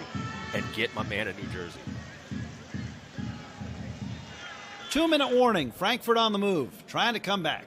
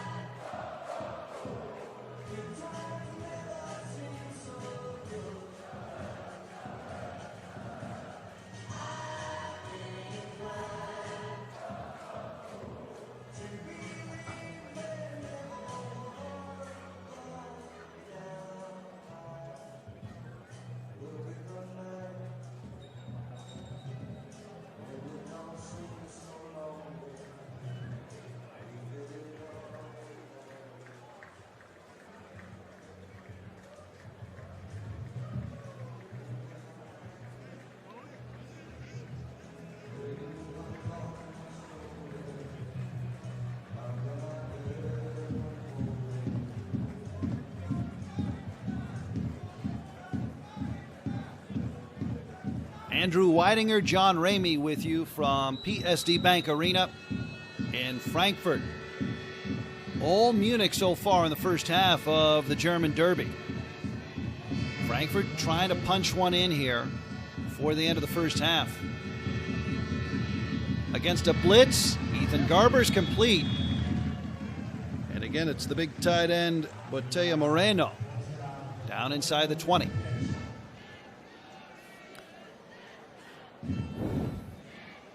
Moreno getting up, limping just a little bit right there, taking some big hits down on that knee and leg area. Frankfurt got to be careful here. This time comes off a lot faster than you tend to think it would. You don't want to score right now, but you have to score. Good fake from Garbers. He throws right. It's complete. It's a touchdown. Paul Cavadia-Lenhart holds it in for the Galaxy.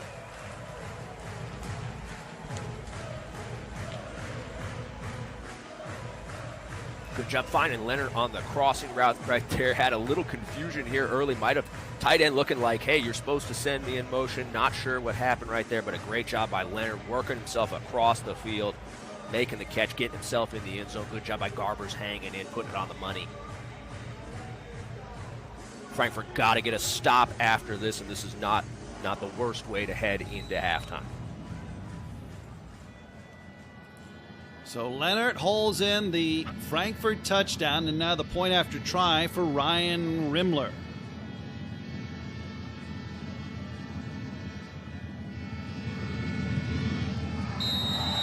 And he's got it. As long as that operation is clean, Rimler as good as any kicker in this league.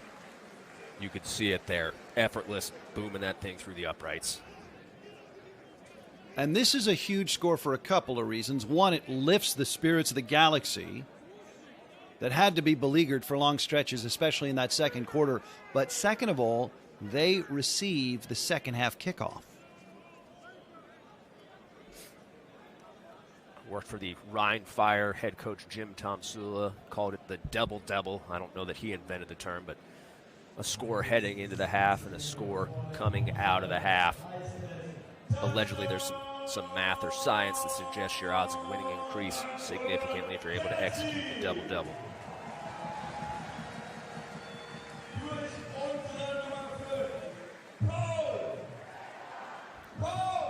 Impossible to get the double-double, though, if you don't elect to receive, if you have the option there. Or I'm sorry, if you elect anything other than to defer. So I would never go for it. I prefer to receive that football. Just let's start on offense. A lot more fun that way. Andrew, I appreciate your consistency. It's all gas and no brakes when it comes to offensive football. The rest of it's just kind of boring, to be totally honest. All right, so Frankfurt must be very careful here because in week 1, Munich saw Tirol score with 1:03 left in the half, and then Munich was able to score in that final minute and put some distance between themselves and the Raiders. And now Munich will start with great field position and some time. Yeah, again, we see that kick. Rimmler trying to put it in that corner. Just a little too far. Hard to say, obviously, with the sideline angle. Giving this Munich offense the ball at the 40. Not a great start. And Frankfurt, who have apparently for the moment solved some of their issues protecting Ethan Garbers, must now turn to their other pressing concern, which is attempting to slow down the Munich running game. Maybe a passing situation given the time remaining. But overall, defensively, they're looking for answers. Tabor rolls out and heaves it. And that's incomplete. Frankfurt getting into their drop 8 coverage. This is a staple of Coach K Frankfurt football, that 3-4 defense that he loves. Getting 8 guys, dropping back. Very hard to throw into an 8-man drop. I don't care who you are or what scheme you've got. That's a lot of guys making sure you're not able to throw that ball down the field. And then you're just daring Munich to run, and you're fine with that, or at least that's preferable if you're Frankfurt. Yeah.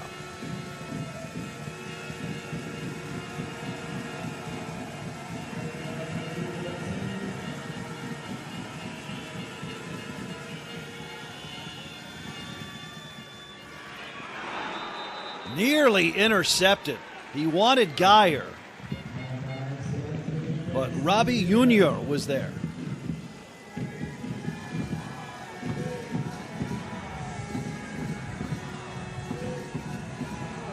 Keep those eyes on that football. Had it. I think he had probably a pretty clean look to make the pick right there. Got the PBU just as good, almost just as good. Good reaction from that safety spot.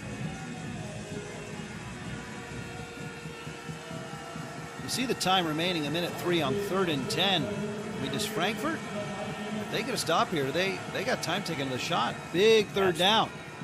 Tabor's going to run, and he's not going to get there. He vaults up to about the 46 or 47.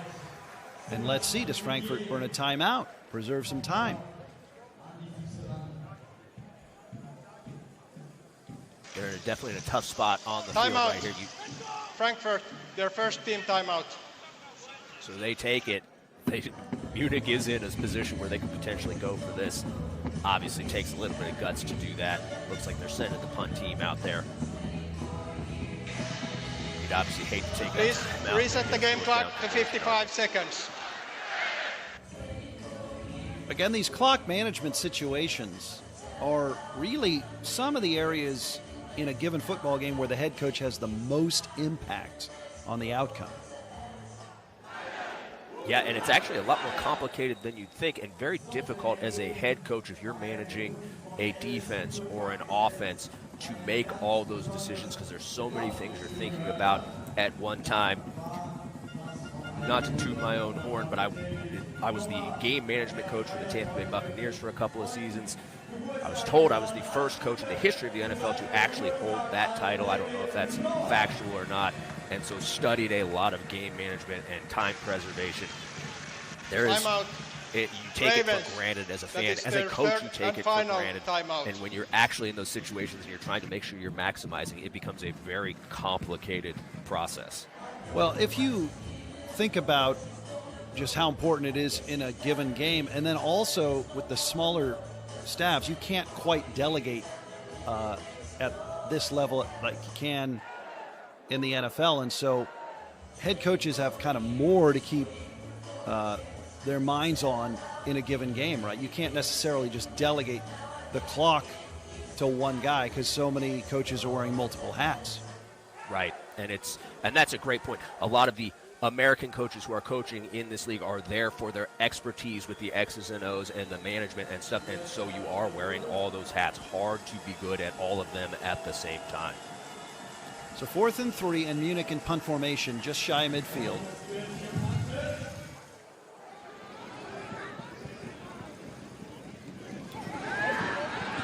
A little pickup and then a hustle out of bounds for Leonard. I wasn't sure if he was going to touch it or not. Kind of a dangerous recovery there if he doesn't pick it cleanly. Kind of one-hand spears this.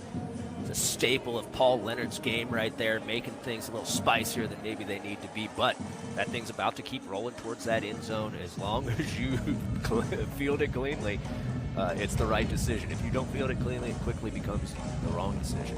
Well, my new nickname for Paul Leonard is Hands after seeing that. My goodness. Yes. Talented football player, again, just on the smaller side. Size, not a lot you can do about that. Paul from the United States, moved to Germany when he was young. So a little time here for Frankfurt, trying to make some noise late in the first half. Ethan Garbers. Incomplete. Seam routes on the inside, comebacks on the outside. Great job by that quarter, making that a difficult throw and catch right there. Had a chance, but that's a tough one to dig out.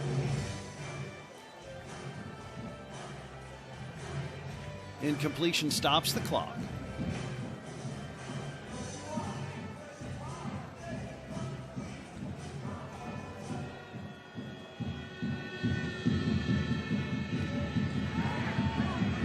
Garbers dumps it off on the far sideline. That is complete to the 25. Again, it's Botella Moreno.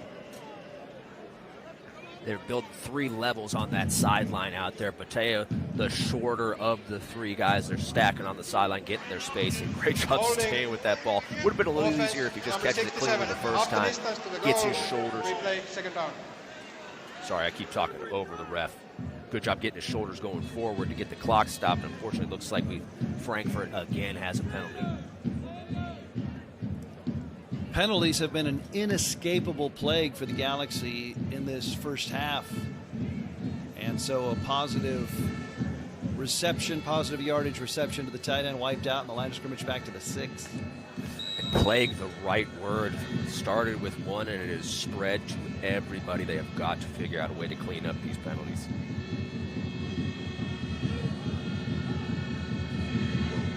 Garbers from his end zone. Now decides to run.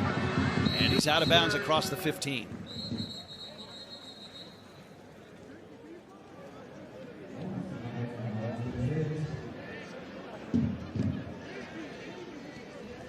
Let's see what this flag is. Looking at 3rd and extra long deep in your own territory.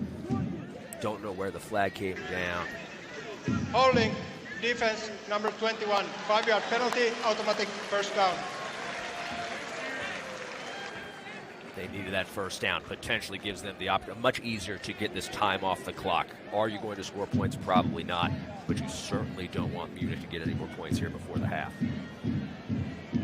The image of Ethan Garber's jersey, battered but still clinging. Perhaps representative of the Frankfurt effort.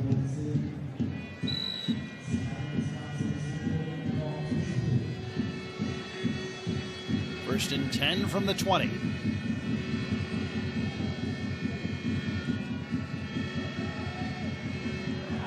That's complete. It's Schum. Again, good protection up front. Garbers has the time. He is absolutely talented enough to go to work on this secondary. Find Schum on that field comeback again. That's as long a throw as you're going to make in a football game as a quarterback. Throws that thing on a line. Well executed by Frankfurt. Yeah, I'm glad you brought that up. Garbers on these deep outs has been consistently strong enough with those throws, and as you say, that's the tough one. Yeah, I know quarterbacks refuse to throw it. Nice grab in Munich territory. On the inside shoulder, that's Easton. Coach K right by the official, gets that timeout called. Frankfurt, second team If you're a timeout. Galaxy fan, this is signs of life. This is good. Okay, so they've got one timeout left. You've got 9 seconds. Do you go short, try to set up a field goal, or are you trying to take 2 shots deep? So if you're in the NFL, right, it's easy. I'm trying to get myself in the field goal range and we're going to kick it. But as we've seen, a lot of what you know about football doesn't necessarily apply when you have the issues that you have in the kicking game. You're never comfortable with it. With that said, 9 seconds, probably not enough time to try to get into the end zone, and you want to have a chance at getting points right here. You can use the whole field. You've got your timeout. Hit something inbounds. Let it tick down to 3 seconds. Burn that timeout. Send the field goal unit out. So let's see what the Galaxy can do. 9 seconds, 46 yards. 4-man rush for Munich. And incomplete at the 39. Now you're in a real difficult spot. I don't know, 5 seconds is the official time. Looked like maybe 6 there as he went down. But your average play takes 5-6 seconds. This is extremely risky running another play at this point. If you're not in field goal range, you're not in field goal range. But there's a chance now you get tackled inbounds. You're going to come away with no opportunity for points here. Yeah, 5 seconds means the final timeout is pretty much meaningless. And so is the downs.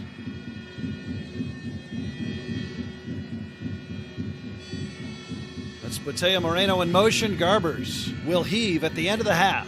He rolls left. He pumps. He throws. And that is the end of half number 1. Signs of life from the home team. And let's see, hold on, is this the end of the half?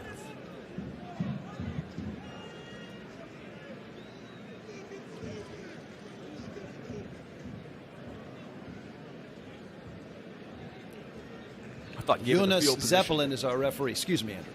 Yeah, I thought given the field position, it looked like they were going to the Hail Mary right there. Don't know how that was shaking out down the field. Obviously not what they want. Garbers running to his left and then throwing it on the move there. Let's see, looks like Frankfurt's sending out the kicking unit. Coach K still not smiling.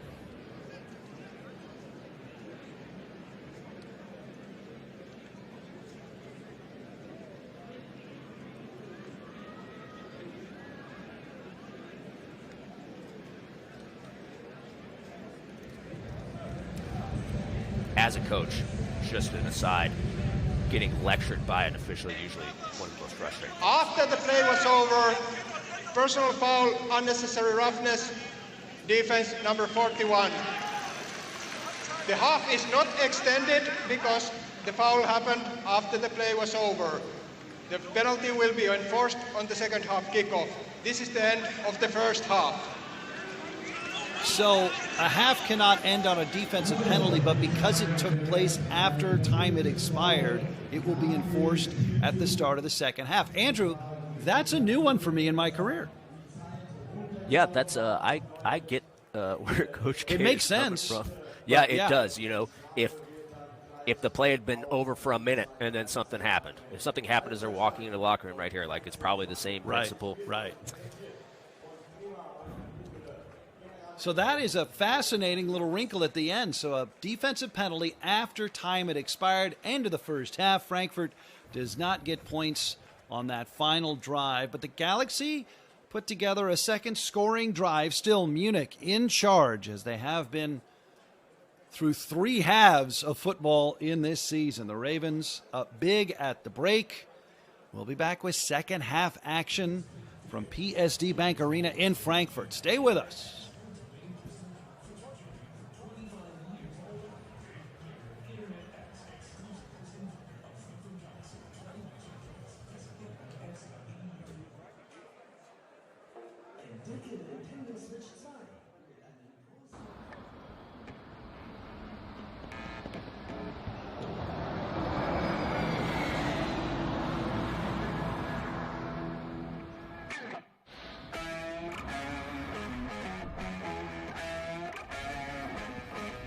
Yeah.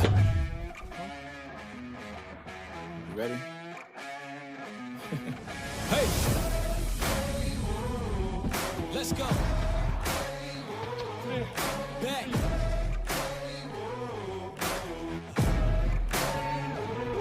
I'm at my prime.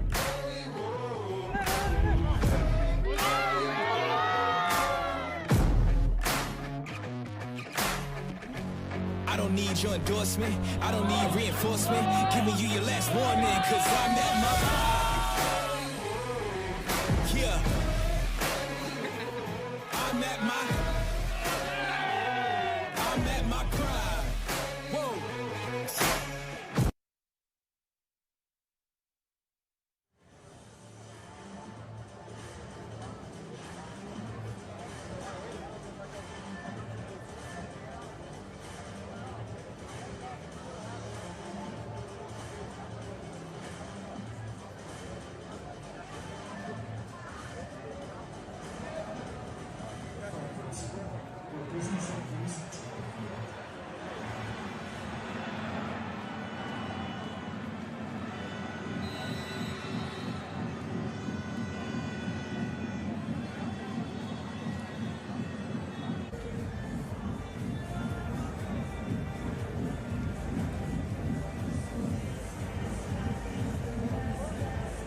Sideline warning, Munich Ravens.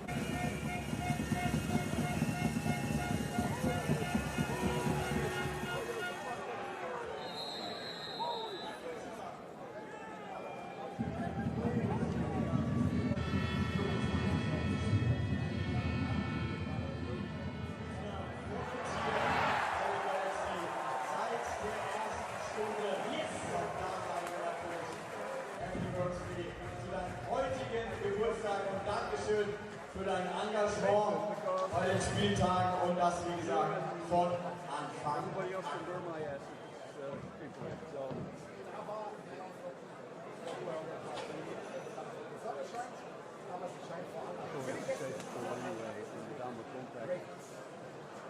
That would be the best option. That would be the next best option because it was. You were in the stuff? They missed the false start, I think. I was thinking that those are the two big aspects. National catch and there's my contact. I'm not sure if they rule him out of bounds at the 2. Jonas made some kind of announcement over there, but I couldn't really clear. And I couldn't really read Monica's body language. I think they did. I'm not sure if they had a score actually. But I just have to go do So, wir haben natürlich in der Halbzeitpause auch noch was für euch. Musiker.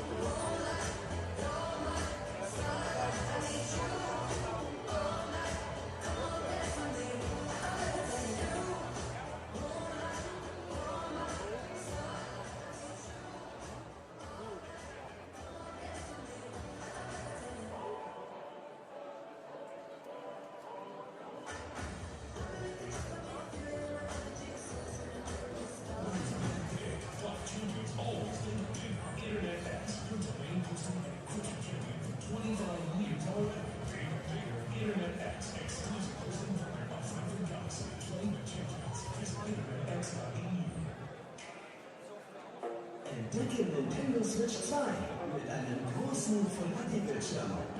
Genieße flüssiges Gameplay mit bis zu 120 FPS. Schließe die Konsole an den Fernseher an und tauche ein in atemberaubende Abenteuer mit einer Auflösung von bis zu 4K.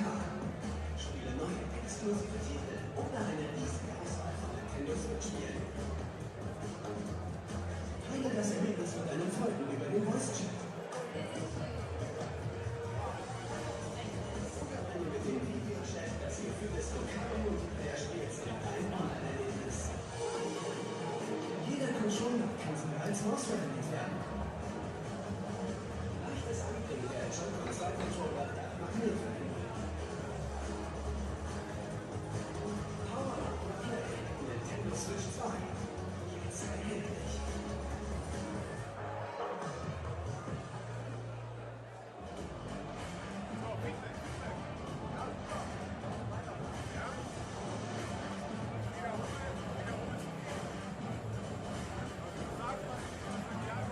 Getting ready for half number 2 at PSD Bank Arena in Frankfurt. The home team Galaxy seeing the visitors, the Munich Ravens, up big. Just looking at some first half statistics. Penalties were a big part of the narrative in the first half. And Andrew, Frankfurt, 6 penalties for 46 yards. Munich with 4 for 39 yards. It felt like Frankfurt had more. Just the timing of their infractions seemed to be real backbreakers. Yeah, when you say there was 10 total penalties in that half, I would have said, I don't think so. Maybe we just need to double-check the numbers. But, yeah, timing of those penalties, obviously about as bad as possible, keeping them kind of pinned in their own half of the field. They're not able to flip the field on this explosive Munich offense. Meanwhile, Munich, almost a platonic ideal of football. 83 yards passing, 86 yards rushing, and they have also scored on special teams and on defense.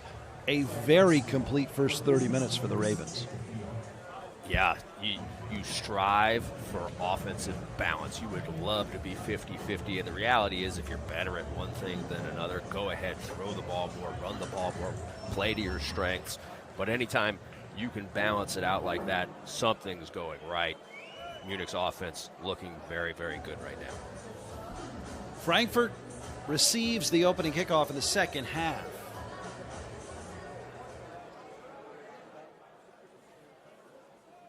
And the Galaxy had a drive going but ran out of time at the end of the first half. That's Paul Leonard. He's got a touchdown catch in this game, set to return this kick, along with Tyler Foster.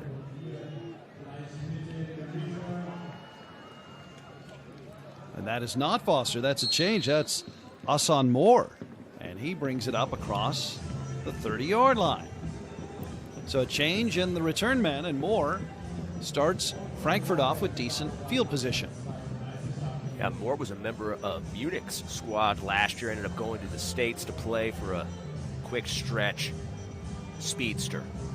Good that they are getting him involved. He needs to be more involved. He didn't step on the field week 1. He is a playmaker. He has playmaking ability. Frankfurt, 214 total yards in the first half, 160 of them through the air. Ethan Garber's 14 of 20 for 177 yards. 1 touchdown. He's been sacked twice. And he slings it out on the right side, and it's complete for a first down up the far sideline. That's Easton. Meanwhile, Garbers has changed his jersey from 12 to 6. Remember, he had a ripped stitch on the right shoulder in the first half. So backup jersey, not a backup quarterback for Frankfurt. Good job getting the ball back into their playmakers' hands. They did this at the beginning of the first half. Can't lose sight of it now. Easton takes a great play and completely ruins it with the personal foul there. That's just, as a coach, I would call that a special kind of bad decision making. Just play the game.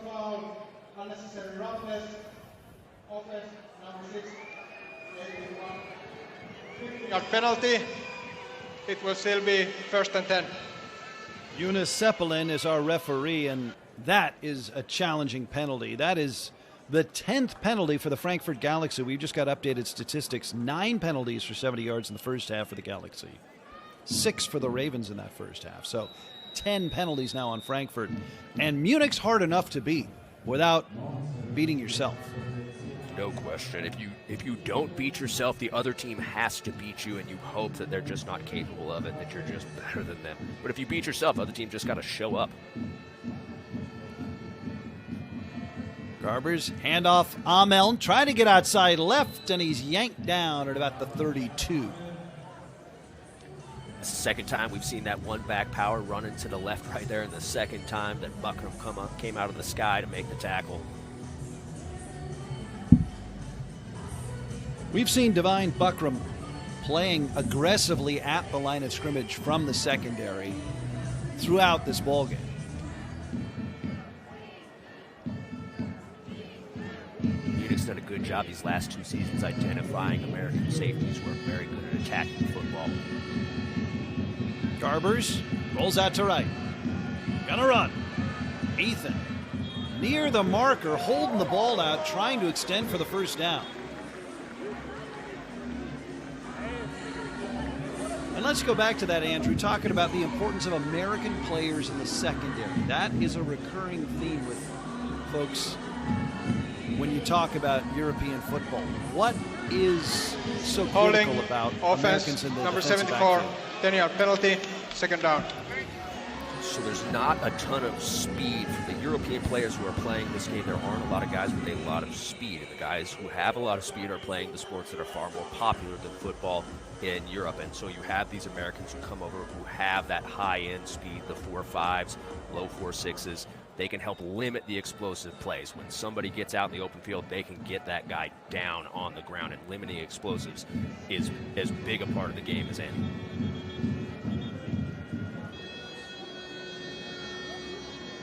And now a stoppage here.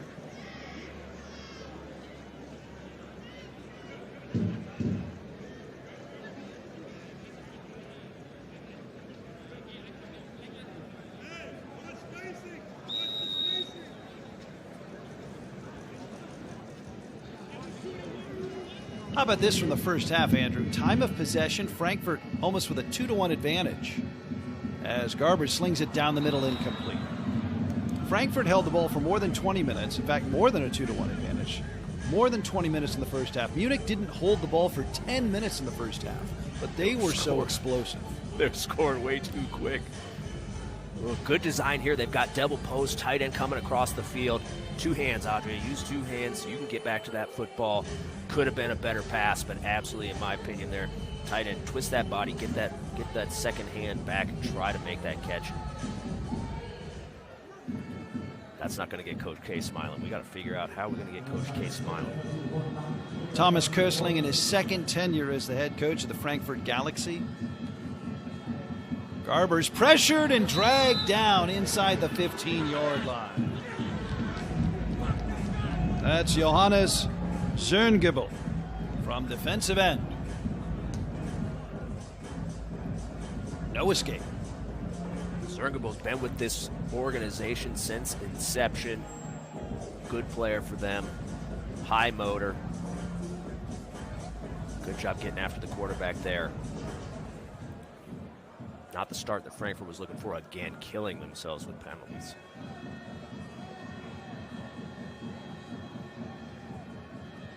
Because of the up and down nature of their week 1 win, Munich ended up surrendering 30 points in a 58-30 win.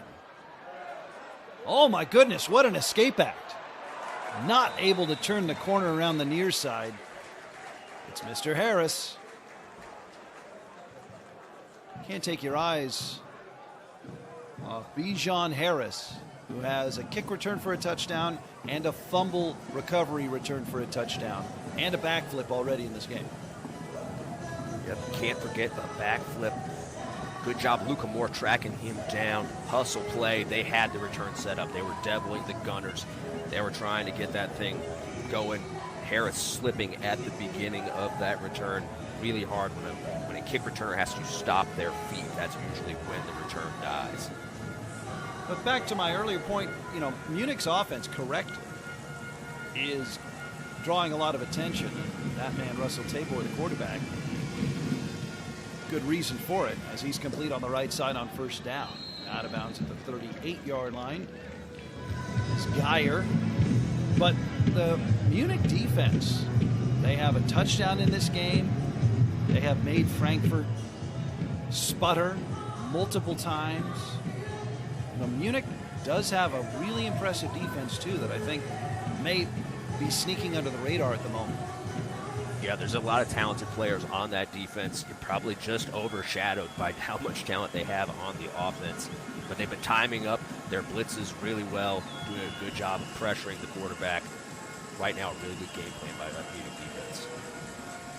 Four-man front for Frankfurt. Tabor fakes, sits in the pocket, bounces outside left now. Giving ground, turning the corner. Does not throw it. Has not needed to throw it much today. Yeah, so that first play out of the half there, they ran. They had a little inside zone with the fill block and threw the quick 5-yard hitch to Louis Geyer out there on the perimeter. They came back that time, tried to pump that.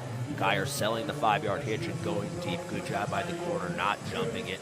Great job by Toby Naylor, the British linebacker, hunting Tabor down and getting him out of bounds. 3rd and 5.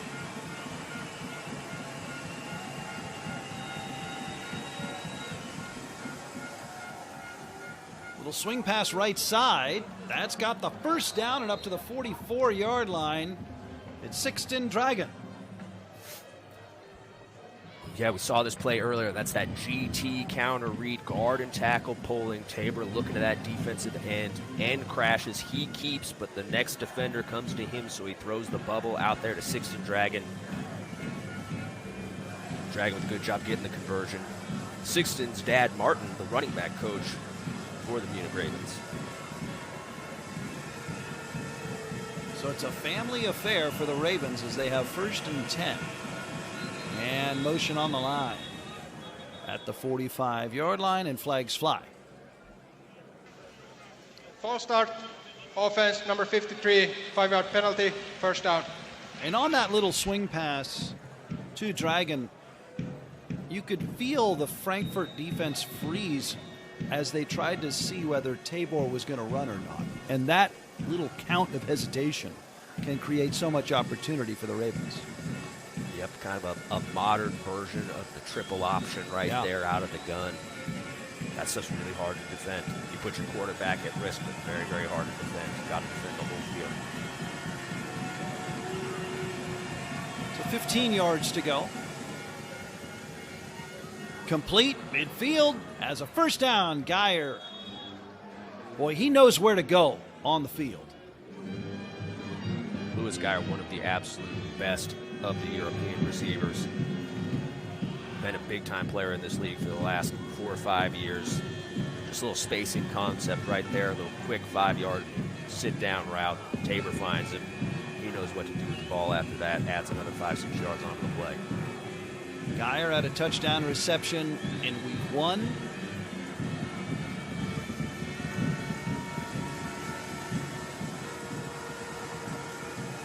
All of a sudden, Munich is on the march again at the Frankfurt 43. Rodney going left, smashing his way to the 30-yard line. Great job there by the left tackle, widening that hole, getting that defensive end wide, and guard on the inside, bubbling things vertical. Rodney following the tight end through the hole, out to the edge. Well designed, well executed right there. Rodney running hard. Mason Chambers finally banged him out of bounds.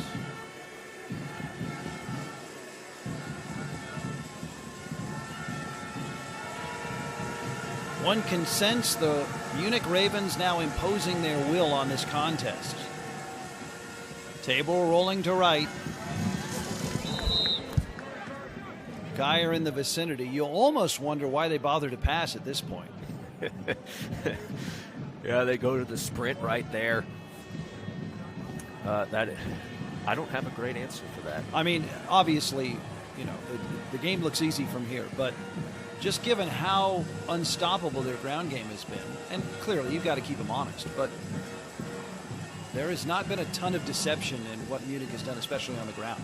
They have run right at the Galaxy. Yeah, I didn't have an answer because it's a great point. Whatever's working, ride that wave. Twin halfbacks, high snap, hand it off.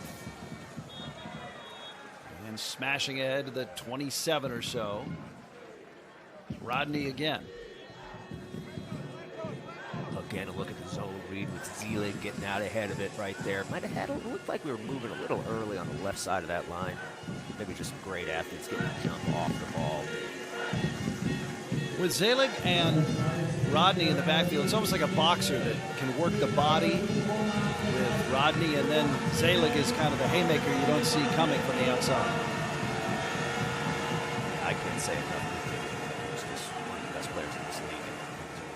This is the second season.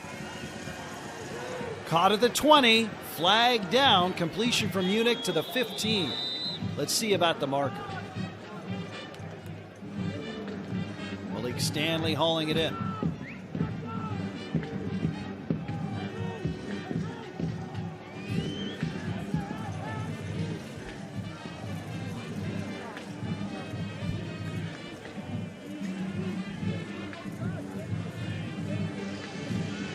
Holding, offense, number 55. 10-yard penalty, first down. Third down. Chinazo Obobi, the guilty party for Munich. That's a hold.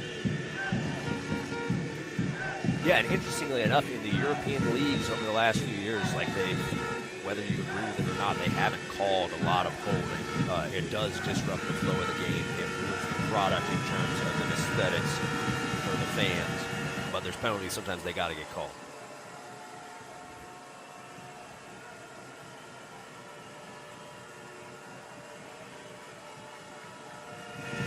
Line to gain is the 19.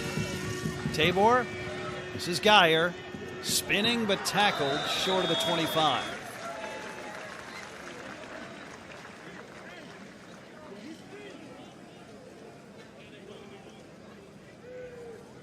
Just had Geyer on the slant right there from the outside.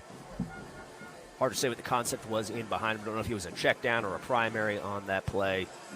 But again, you can see some of his playmaking right there. Just a man or two away from turning that short completion into a legitimately big game. Where Geyer seems to be in the context of the defense when he catches the ball speaks to how precise a route runner he is. Yes, very good understanding of spacing, understanding of route running. A very complete player, and it's harder for the European players to be that because they don't grow up with football like we have it in the United States. 7-on-7 tournaments, youth teams, it's just not the same because it's just not as popular. So the guys who do have it's even more impressive that they've been able to do this with far fewer reps than their American counterparts. So Munich takes a timeout here on a 4th down.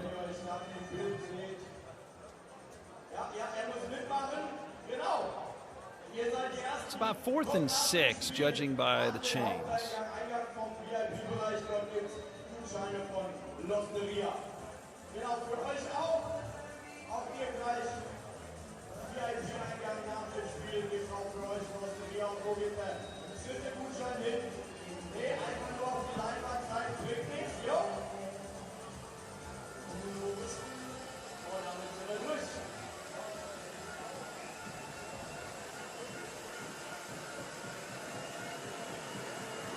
Line to gain is the 19. It's 4th down. Tabor, the Munich quarterback, has time. Takes off. He's got a first down, and he's out of bounds. So difficult to maintain your rush integrity, especially against a big-time athlete like Russell Tabor. And Andrew, it's like he's listening to you. He's being much more prudent in when he is selecting and not selecting to face contact from the defense. Yeah, and right there they went right back to that play they'd hit Stanley on earlier, getting him over the ball. Frankfurt, much better job of covering at that time, and Tabor just makes him pay. First and 10, Munich. Tabor lofts it, end zone right, incomplete. Geyer wants a flag and gets one.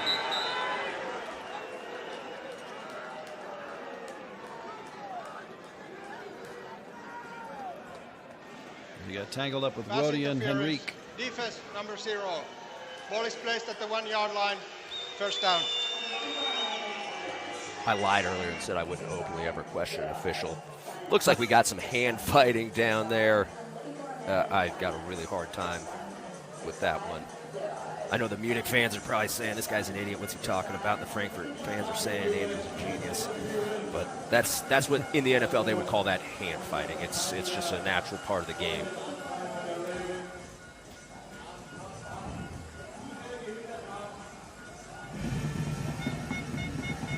So Munich, the beneficiaries of that call, and first and goal just outside the 1.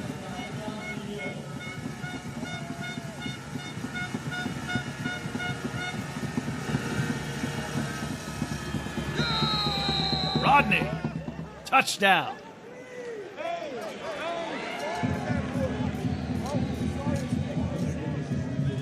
Just a little dive or a slice play right there. Ziele coming across the formation for that end on the open side. Looks like maybe Garrett Brandt down right there. Hard to see. Rolling on the field is a touchdown. One of the best tackles in this league. Let's hope he's all right. So Rodney's got his second touchdown of the day.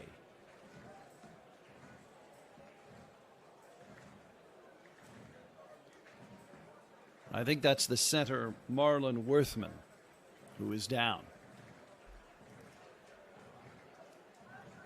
Marlon Worthman, also an exceptional player in this league. That Munich front 5, outstanding group.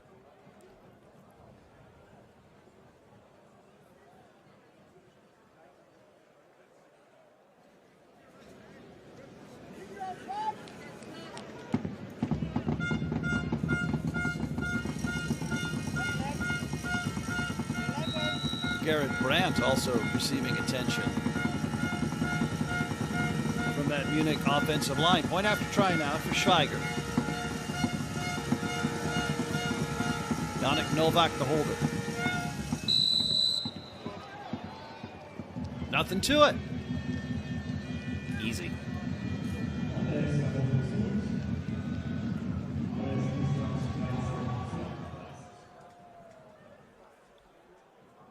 All right, Andrew, let's zoom out a little bit. Munich won week 1 58-30. They had a bye in week 2, and they are apparently on their way to another sizable victory here in week 3. And if you just start looking at the other scores across the EFA, the Nordic Storm, 47-13 winners over Prague in week 1, 39-16 winners over Tyrol in week 2. It's early, but we're starting to see the Storm and Munich separate themselves a little bit. Are you starting to see it that way? Yeah, I agree 100%. We all know going into this season the talent levels on both of those teams. Nordic Storm, John Shoup, the head coach, outstanding coach, worked with us with the Rhine Fire. Quarterback Jadrian Clark, former MVP in the league. Glenn Tunga, running back and MVP in the league. We're seeing the reverse right here, a little trickeration. But the Storm loaded up. Their American receiver is an absolute stud of a playmaker. Going to be a good showdown when we get these two teams going against each other. So a little deception on that kick return, and Moore gets out to about the 28. If you're curious, Munich and the Nordic Storm face each other in week 7 on the 28th of June. So there will be a lot of football played before these two teams face one another. But through their first 2 games, Munich were not quite through 2. It would appear they're the class of the EFA. Here's a pass down the right sideline. That's caught. Touchdown, Frankfurt.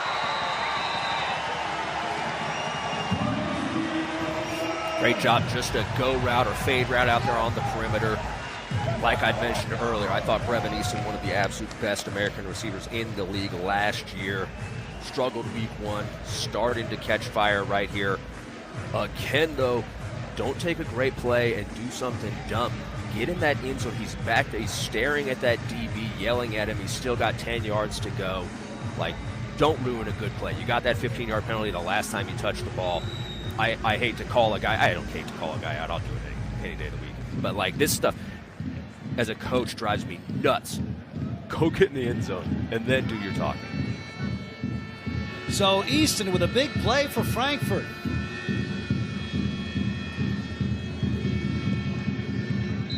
And the point after is good, and there's a quick strike from the Galaxy. They needed that in the worst way. Great job making it work. And great job on the execution on the extra point.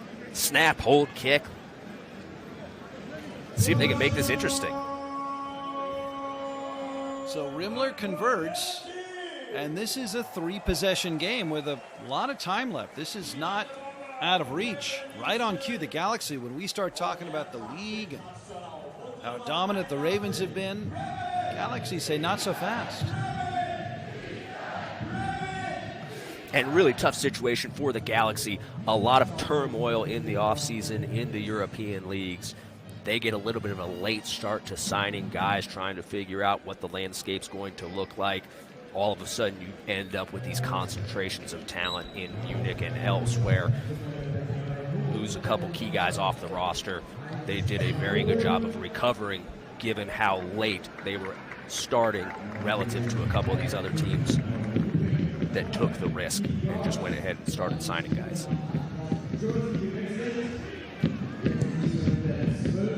Frankfurt kicks off after their touchdown. And here comes Harris. And he is planted at the 25-yard line.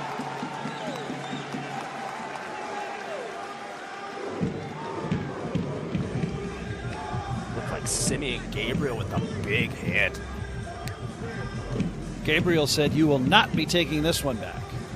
Big time tackle. Oh man, wins. Harris, a slight body, you can see right there, probably about 115 pounds. Gabriel with the big tackle. So Frankfurt still playing physical. Trying to turn the tide here in the third. They've crawled within 38-20. Now let's see if their defense can match what the offense has done. Munich marched down the field last time they touched the ball.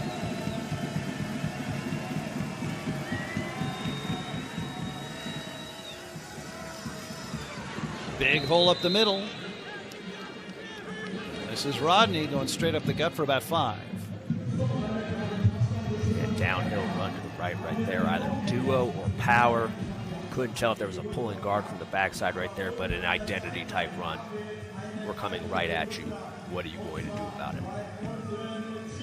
Do coaches call plays like that, especially after maybe Frankfurt has the big play? It's a this is where we're at kind of play call?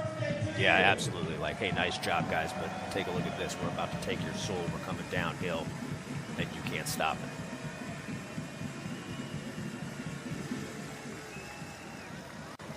Outside, near side, and not quite a first down. That same weak side run, weak side outside zone that they ran on that last possession where Rodney was able to get to the edge, going left this time to the right. Good job by Frankfurt adjusting, limiting that gain relative to the last rep. Looked like Tim Stein on that lateral pursuit. Flat hands, Tim Stein's baby. Another stop for Frankfurt, and did the ball come out? Or are they just saying 4th down? I think they're saying 4th down. Yeah, not sure what happened right there. Miscue for the Ravens. What else? It's like the spell has been broken all of a sudden. Frankfurt forcing Munich into a 3-and-out. Oh, sneak and tried to bounce it outside. Big if it works. Ooh, coordinator not so fired up about the quarterback not just pushing that thing downhill. Kyle Callahan right there has done a great job with this Munich offense. Yes, they have an incredible collection of talent, but the variation that they throw at you, he's done an outstanding job. Really adjusted his coaching style from a few years back when he was with the Raiders in T-Roll to now. Very impressive. Hassan Moore gets the punt and takes it to the 40-yard line before he was tripped up. But suddenly the Galaxy, with a little extra in their step. This is what European football needs. European football, we need games that are close. We've seen the blowouts of the last few years. A lot of teams haven't learned anything from it, still stacking teams with excessive amounts of talent. We need close games. We need fan interest, and that's the NFL's popular because all the games are close and they all matter. Ethan Garbers, wearing number 6 after his 12 jersey was ripped in the first half, hands it off, and this is Gerald Amel.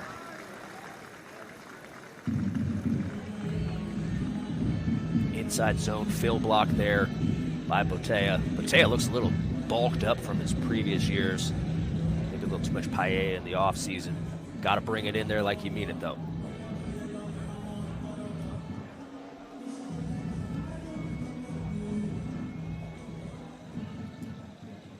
Amel with a healthy carry. 2nd and 6. A short 6. Garbers throws while he's hit. It's complete. Far sideline, out of bounds inside the 41. Easton, who had the big touchdown catch last drive, back in the mix. Brought the pressure again. Good job by the back. Getting that picked up. More penetration on the inside. Garbers hangs it in the pocket. He is very impressive working the perimeter of the field. That is not a part of the field. Down and out. A lot of quarterbacks very scared to work that part of the field because the ball was in the area a long time. Garbers, quick throw, near side, complete to the 35. Easton again. He's got 9 yards as Frankfurt is into Munich territory. Good feed your playmakers. Feed them. Ultimately, the backbone of every team in Europe is the homegrowns. But your playmakers, the guys who are going to make the explosive plays, those tend to be the A spots on your roster. Guys with just simply more experience and, like I mentioned earlier, tend to have more speed. Brevin Easton, featured component of the Frankfurt passing game, has found the end zone as a target again. Out of the backfield. Amel with room to the left side and a first down.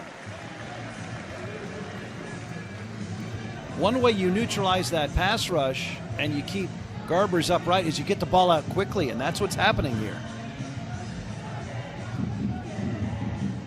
Yeah, if you're having a hard time picking up the blitz, run plays that can take advantage of the situation. Nice job on the swing pass right there. Good job by Amel getting the first down.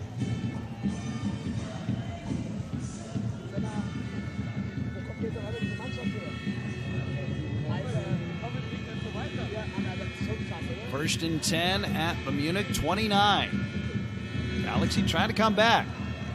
Toss near side. Easton again, and he's got first down yardage out of bounds around the 20.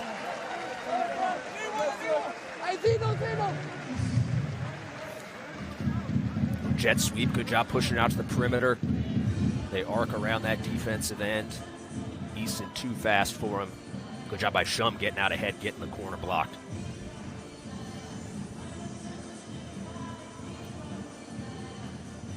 So, Coach Widener, is this an adjustment? Has Joe Denny found something, or is this simply they've sanded off the execution a little bit? Yeah, like I'd mentioned earlier, they came out and they were giving the ball to Easton consistently, and then they got away from it. Good to see them get back to it. That's your bread and butter. Bootleg pass to Botea Moreno on the tight end. Has another grab. That's the end of the third quarter. Suddenly, the Galaxy has life and driving to try to cut this to a two-possession game. This is the end of the third quarter. So come on back to Frankfurt, the home team, trying to make it interesting for the final quarter. Munich still in front in the German Derby.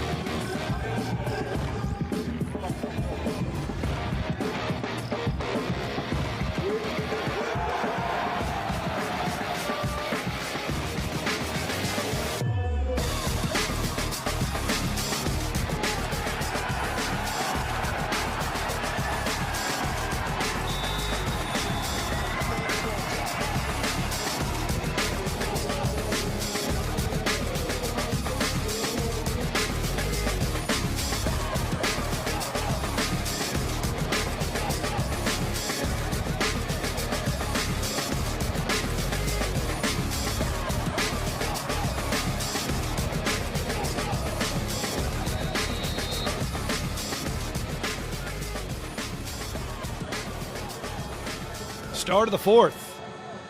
Frankfurt trying to rally at home. Ethan Garbers rolls and fires to the end zone. It's incomplete. Trying to thread the needle to Adria Botella Moreno, the featured Spanish tight end. But that was a tough chance. And that's the second time we've seen that quarterback escaping the pocket to the right. The receivers, they need to set an angle. They need to come back to the quarterback. I know that's not a great pass, but Moreno drifting up the field. We saw it earlier in the game, drifting away from the quarterback. You have to bring that back to him, entice him into a better angle, take away that defensive back's angle to recover on the play. Third down from the 12.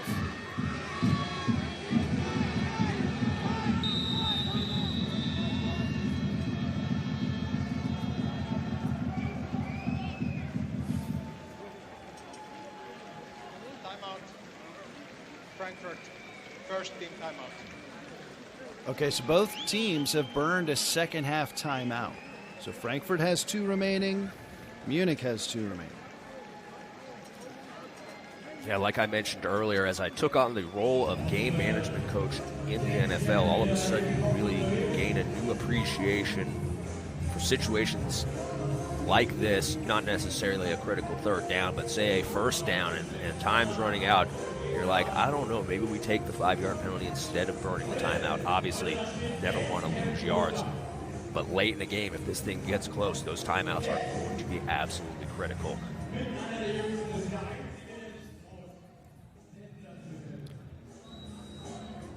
The coach who really drove home time management for me is current Colorado State head coach Jim Mora, former NFL coach. He said those second half timeouts are like gold. And he was the one who really explained to me how that area clock management is how a coach more than in any other way can impact the outcome of a given game. Garber steps up, throws down the middle, diving, catch in the end zone. Easton again. All-out blitz, cover 0. Good job by Garber stepping up in the pocket, avoiding the pressure.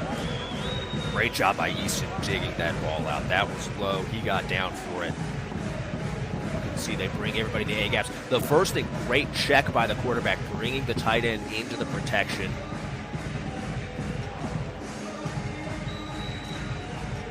That's really well done by the receiver right there. All of a sudden, there are no solutions for Brevin Easton. And also, Garbers is finding his way. He has consistently improved against this Munich rush. Quarterback draw for the 2-point try. It won't get there. got beat over the right guard spot. That play was dead on arrival. All of a sudden, this is a 2-score game with most of the fourth quarter remaining. So the plot thickening here in Frankfurt. Just to touch on it, Garbers, spent some time with the Panthers, getting to that check, getting a sixth man into the protection against that cover zero, the six-man rush. They would have a free runner on the quarterback if he did not do that. And there's ways for the defense to counter that and make sure they still have the free runner on the quarterback. But these are things that, as you go up in levels of football, you learn and you understand how to make those things happen. There's a chance that the Galaxy not once have ever practiced that scenario, but given the experience that somebody like a Garbers has is, hey, tight end, get down here. You got that guy. Line or turn in this direction, and they solved the problem. So that's a call that Garbers makes as he looks at the defensive front. He's making a vocal, an audible call to the tight end to stay in to block. Yes, he saw it was going to be the six-man rush. He knew they only had 5 in protection. Told that tight end to come on down. Kick out of bounds. Frankfurt. Ball is placed at the 40-yard line. First down. Andrew, how's your blood pressure after that kick out of bounds? So I'm just thinking, interestingly enough, I think, and I could be dead wrong here, and I think the other 2 came after missed extra points, and then that time they didn't let him go out for the extra point. Is he trying to send a message to Coach K, like, what are we doing, man? I don't think that's true. That's a bad story right there. But that can't happen. Cannot happen. The Ravens are too good. You cannot give them the ball at the 40. Frankfurt did get a 3-and-out from Munich last time they had the ball. Russell Tabor fakes and fires, and it's complete, but for maybe a yard. So well covered as they dump that off to Zaylik. 2nd and 9. And they don't get the alley defender blocked on the screen in the alley. Got to get that first guy blocked, or else the play, you're not going to like your results. We talked about the offense making adjustments. Has this been a defensive adjustment from coordinator Anthony Calgene, or is this just, are they understanding it better? That is a good question. I don't know the answer to that. You can see they're creeping up. We're getting a blitz right here. That delayed blitz makes him roll out to right, and he scampers out of bounds. Positive yardage, about 5 yards, but you can see a little frustration there from Tabor that we did not see earlier. Yep. It goes without saying, Frankfurt has done something, whether it's a better understanding of what they're seeing in front of them or a coach's adjustments on the sideline. Either way, they deserve the credit for bringing this game back into a real contest. So a big 3rd down here.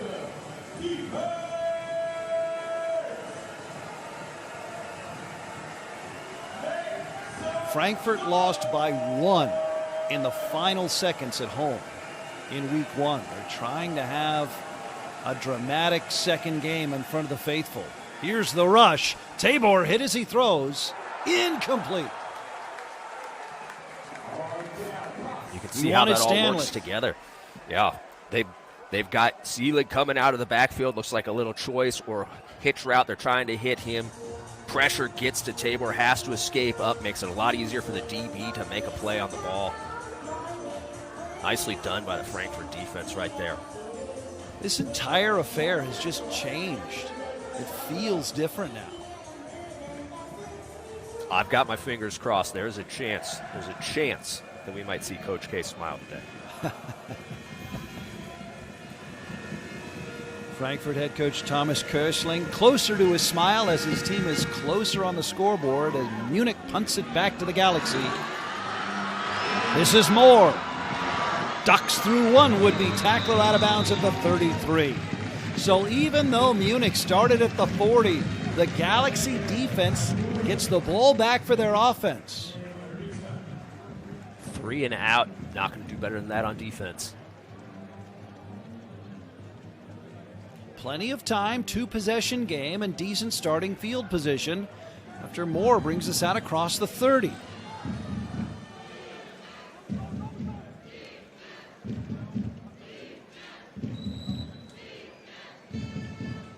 Ethan Garbers, he might have to change his number to 6 permanently, because since he switched to the backup jersey, the Galaxy offense has found its stride.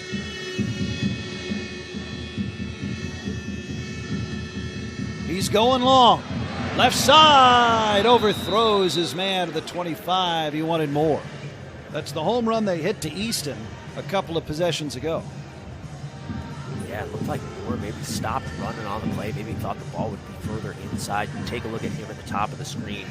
You see right there, probably just adjusting to the ball in the air. But when he loses that speed, adjusting the play, it's over at that point. You can't change your speed down the field.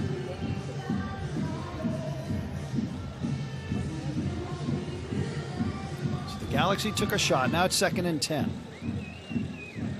Of the two teams, they have been much more reliant upon the pass today.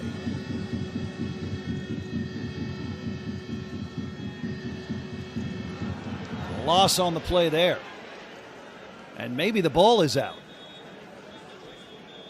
Munich says it's theirs. Gerald Ameln doesn't have the ball.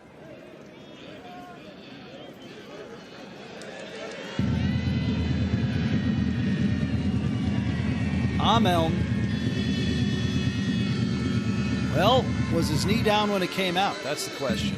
Yeah, I think that probably is the case. Let's see here better. Oh, boy. I think it's he's close. down. Rolling on the field. Yeah, It's a fumble recovered by the defense. The previous play is under further review. So we'll take a look. If this is not overturned by review, Munich gets a huge stop. Yeah, again, good mechanics by the officials. It looks like it's out. That knee it's razor thin. Maybe on the ground, maybe not. Well, we had an interception return for a touchdown overturned by video earlier in this one in the first half. The call was reversed to incomplete. Now we'll see if this is a fumble, a lost fumble by the Galaxy offense, or if it's just a tackle for a loss.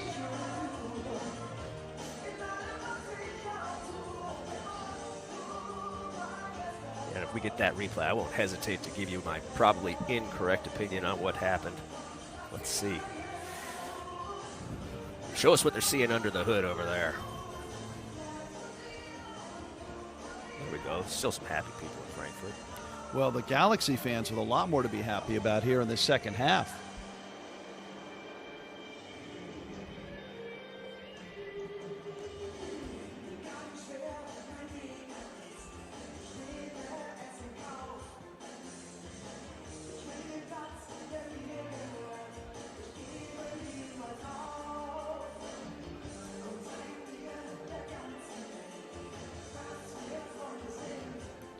Well, let's say you're the head coach of the Munich Ravens. Let's say you're Kendrell Elliott. What are you addressing if you survive this game? If you survive and you get this fumble or whatever, what are you assessing? Have they done anything wrong, or is Frankfurt just simply improved as the game has gone along? Yeah, that's in every game. There's ebbs and flows, ups and downs. Like, it's how you manage those things and really just being positive with the guys. Hey, yeah, like what's very hard is that when you're an extremely talented team like the Ravens, if you don't go out and beat somebody 60-0, sometimes you walk off the field being like, "Hey, boy, that really wasn't our best game." But the reality is it's very difficult to execute at a high level for all 60 minutes. There's going to be some give and take. It's how you manage that give and take. And Munich has done a very good job of it so far. Obviously, we're seeing Frankfurt creep back into this thing. We'll see how it plays out here the rest of this quarter. But as of right now, like, there's nothing to be ashamed of or worried about. The player had a knee down before losing possession of the ball. It will be third down at the 32-yard line. Please reset the game clock to 13 minutes. So that's the second turnover wiped out by video review that has kept a Frankfurt possession alive. And yeah, just back to the point about Munich, Andrew, it hasn't been 2 full games. And yet the Ravens have played so well. Already these expectations, just in the flow of this game, start to ratchet up. Right, and I was a member of that Rhein Fire team, back-to-back champions. Like, that's how we felt. The worst I felt in a game, we beat somebody 41-0, I think it was, and I'm coming off the field like, man, we played horrible. It's like, nah, you're doing okay. You know, it is harder when you have an imbalance talent-wise. 3rd and 11 for Frankfurt.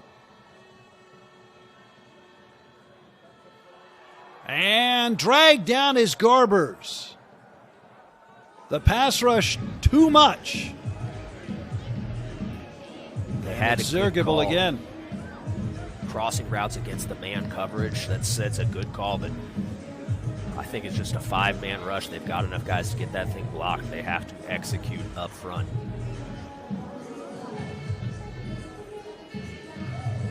So Munich's defense, after Frankfurt cut it to a 2-possession game, will force a punt from the Galaxy. That was a big defensive sequence for Munich. I thought we had defense jumped right there. Offense reacted. This should be a 5-yarder on the defense. 4th and 14, those still got to punt it. Jonas Zeppelin. False start. Offense number 49. 5-yard penalty. 4th down. Maybe there was some movement, but it certainly looked like that right guard was reacting to the guy coming across the line of scrimmage.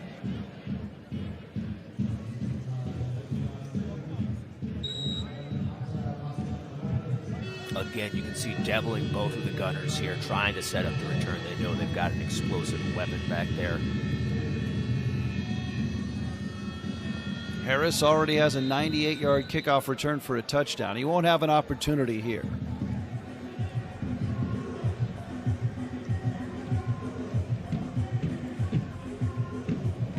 I mentioned this in last week's game. When they kick that ball out of bounds like that, it's literally impossible to gauge where the ball should be spotted. I'm always impressed by the refs as they spot that ball on the sideline on these kicks, acting like they know where it is. There is literally no ability to accurately guess. And that's not an opinion, that's a fact, I think, probably.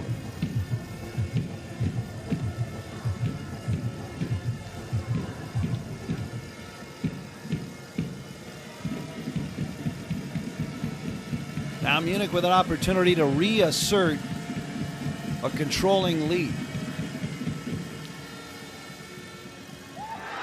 Tabor is intercepted. Great anticipation. And the interception by Gauthier, and suddenly Frankfurt's got it back.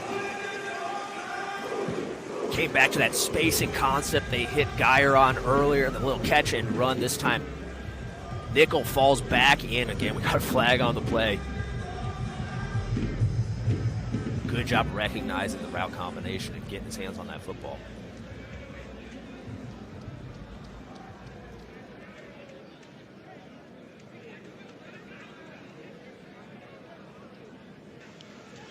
Ruling on the field is an interception. After the play was over, dead ball, unnecessary roughness, Frankfurt number 99. 15-yard penalty, 1st down.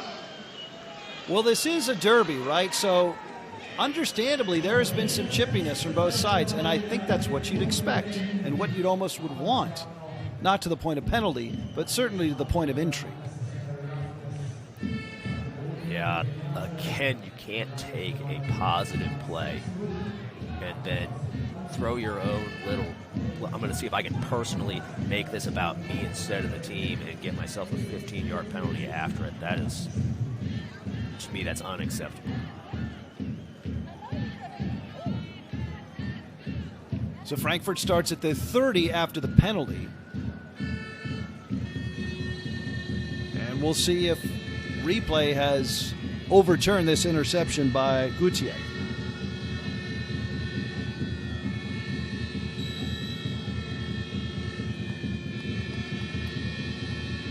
Frankfurt ball.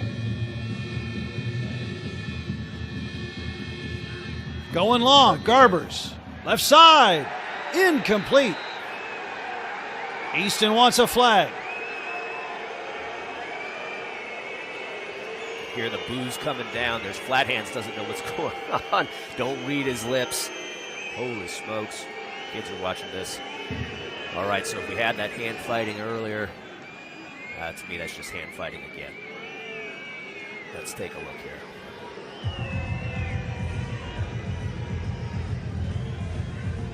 That was Christoph Nitzelnader in coverage.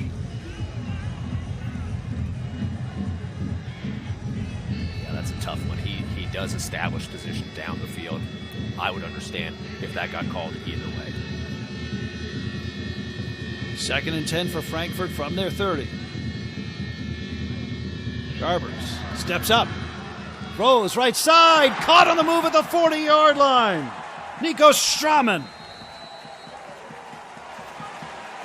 Made that look easy. That is extremely difficult. On the move, blooping it over a defender and not overthrowing that ball. Big time play by Garbers right here. Great job by Nico Straman making the catch.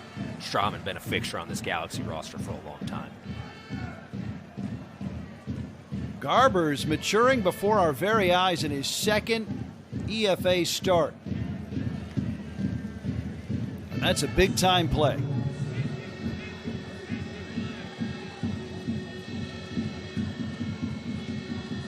From the 34 of Munich, Garbers complete on the slant. Inside the 30, Straman again.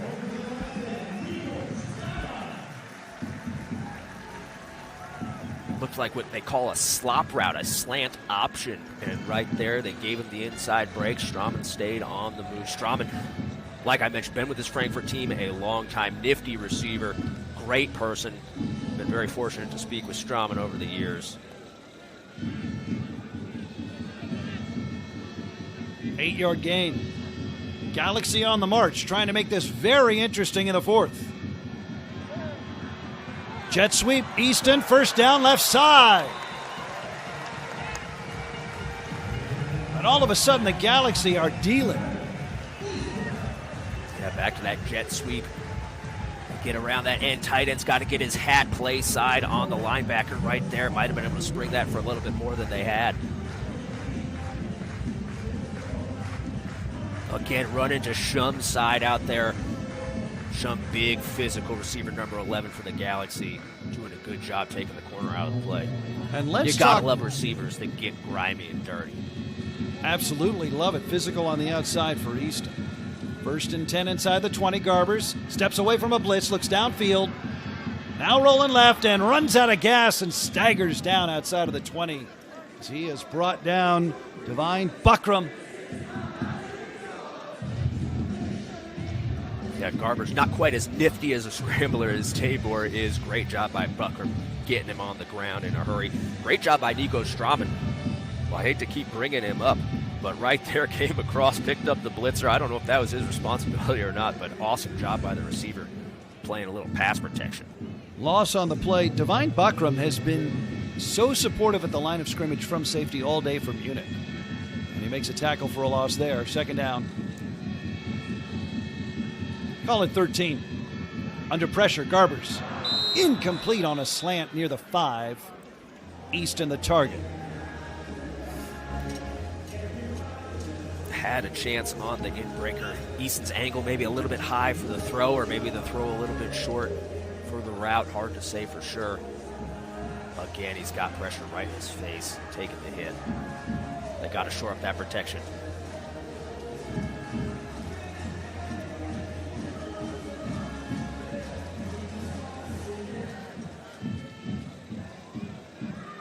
This is 4-down territory, right, Andrew? Oh, yeah. That should be 4-down territory the whole game, but absolutely right here. Timeout Munich, their 2nd. Timeout. Ravens, 2nd team timeout.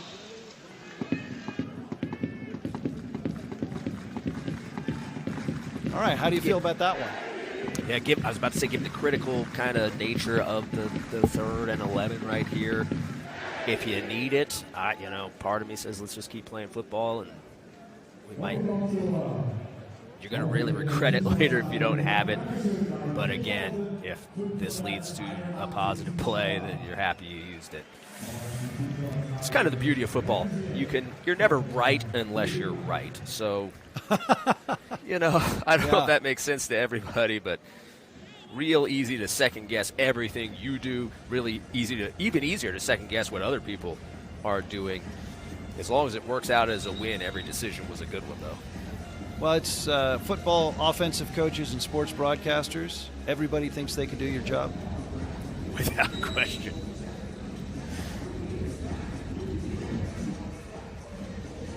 Let's see what the Galaxy dial up here.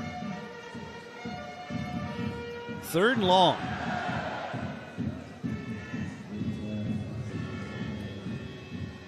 Munich has 5 on the line. They might come with more. Garbers in trouble, and the Russians got him again. And if you were to write a novel about this game, the theme ultimately would be the irrepressibility of the Munich pass rush. Yeah, just a 2-man game on the inside. Tackle up, 1 tackle coming over the top. Frankfurt does not pass it off at all. Garbers has no chance in the pocket.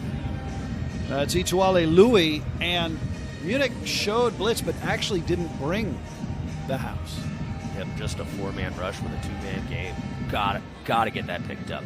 Put themselves in an extremely difficult 4th and 18.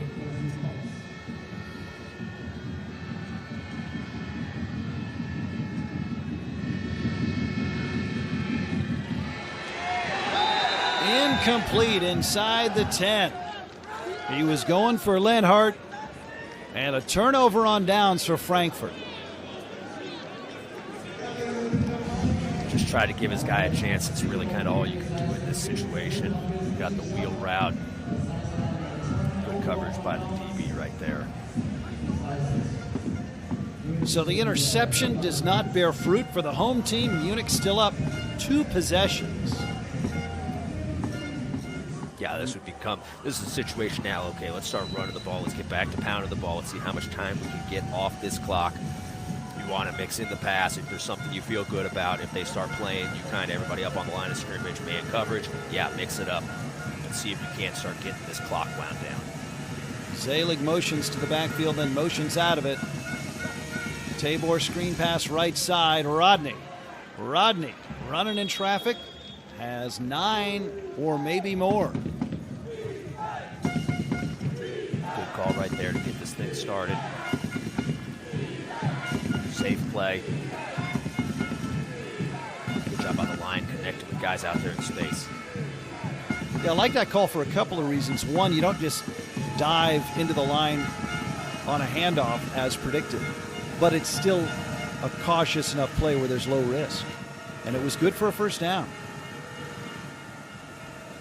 Twin halfbacks. And there's the forward smash. Rodney into the pile. That turning clock now. The ally of Munich. The enemy of Frankfurt. It's that weak side zone read they've been running all game. And Zelig getting out ahead of the quarterback and turning into a keep right there. Really good up front. Just pushing the pile.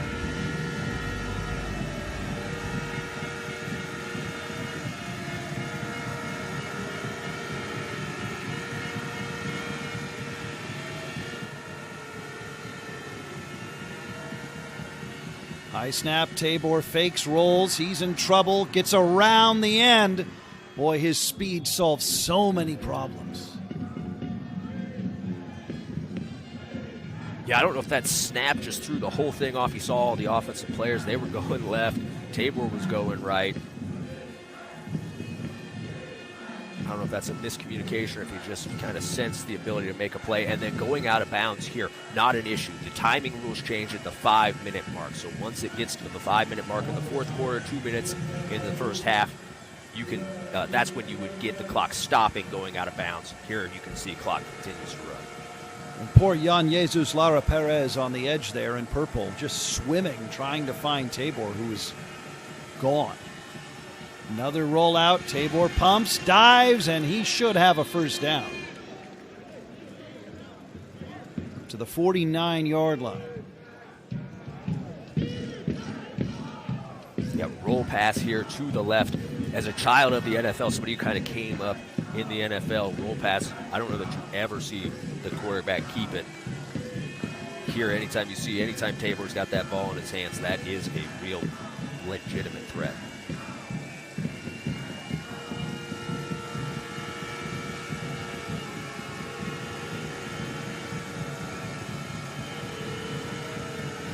Possession is victory for the visiting Ravens. Outside, Geyer breaks it. Tripped up at the 20. Little wrinkle there for Geyer, and he found room. Yeah, counter reverse. They get see the guard and tight end pulling and then wheeling back out. I don't know if they got the guy wheeling back out. Maybe I've got the wrong play. But that play's dead to rights. The corner read it. He came up. He had Geyer stopped at the line of scrimmage, missed the tackle. Turns into a giant explosive game. Good hustle there. Toby Naylor tracking him down. Naylor saves a touchdown.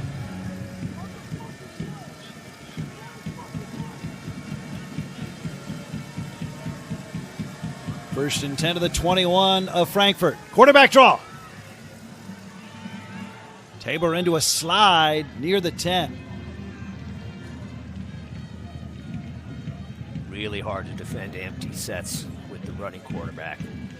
You got your 4 rushers maintaining that rush integrity. Tough there. You see Daryl Meckley, defensive line coach for Frankfurt. Our defensive line coach in Madrid last year. Outstanding football coach. His guys up front, though, very hard to do with the size of this Ravens offensive line. It's under a 4-hour drive from Munich to Frankfurt. So some Raven fans are here.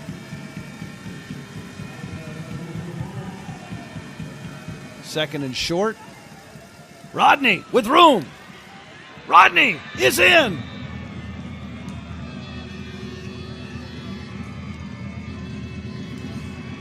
It's not over yet, but that certainly could be the dagger right there. I just want to piggyback real quick. You mentioning that you've got some of the Munich fans at the game. My plea, as always, to the fans in Europe, if you're watching this broadcast right now and you enjoy the sport of American football being played in Europe, if you are close to where games are being played, we need you to attend. There's obviously been a lot of drama in the offseason in football in Europe, and the only way that this continues to exist is with your support. If you have the means and you're close enough to go to a game, I strongly encourage you to do it, because that's the only way this continues to survive. It is a product of what the fans bring to the stadium every week. What a big response from Munich. After Frankfurt got real close, the Ravens reestablish this dominant lead, and yeah, that's the coup de grace now, barring something absolutely unforeseen.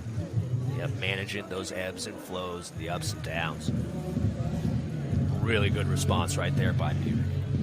Also, Andrew, I mentioned it's fewer than 4 hours by car, but how very American of me. I should also point out it's fewer than 4 hours if you catch the right train. As somebody who spent the last 5 years living in Europe, the absolute best part of it is that I don't have to drive my car to get anywhere. Isn't it the greatest? It is, without question, my favorite thing. And in Germany, having a bakery on literally every corner. If you need fresh bread, it's there, and you can walk to it. John, have you ever had a döner? I have not.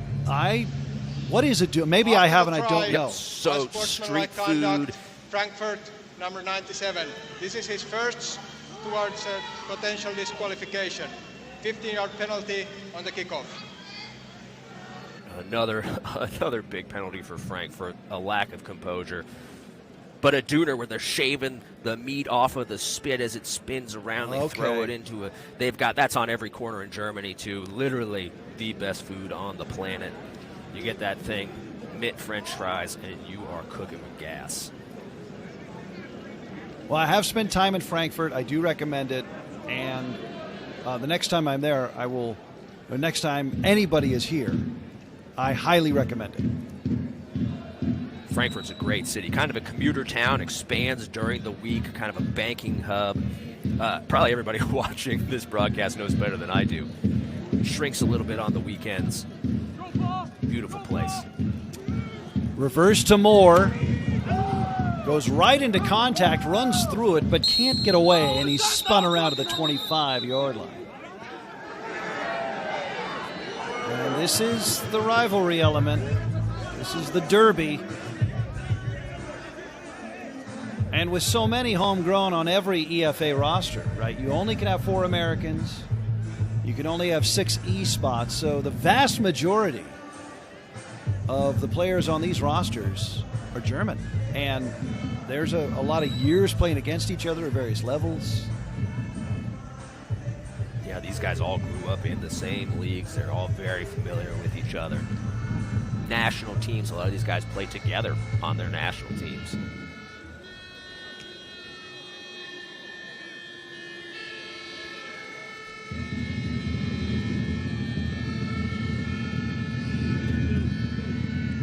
Garber's going to work. He has had a long day, but he's hung in there. And that ball is almost intercepted.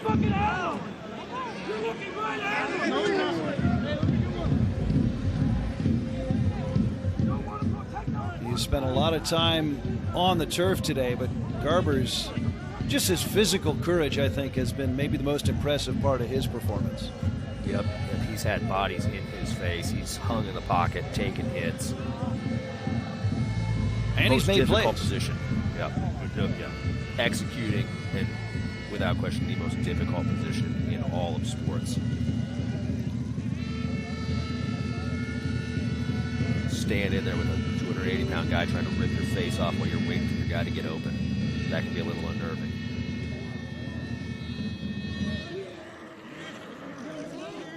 Gerald Ameln straight ahead.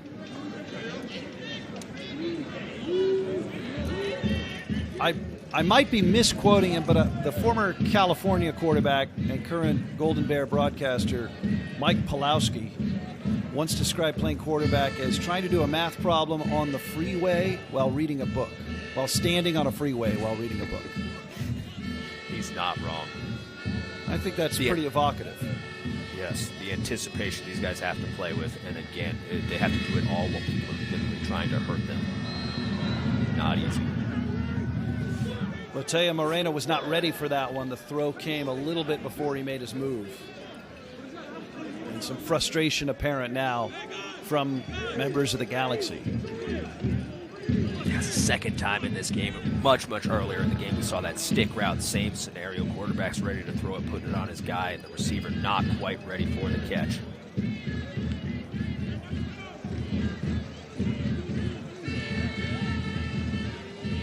Fourth down.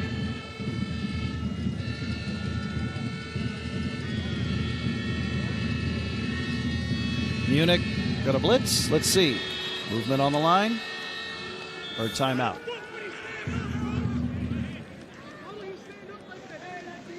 False start, offense, number 61, 5-yard penalty, 4th down. Well, Ethan's hot. Yeah, he went to check that play. He saw it was man coverage. He was checking whatever the man beater was right there. He knew he had a favorable scenario, and then a guy jumps. I don't blame him.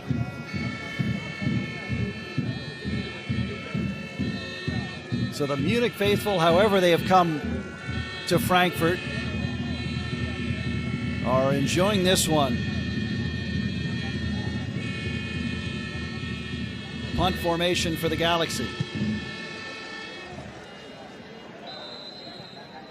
No shot for Harris.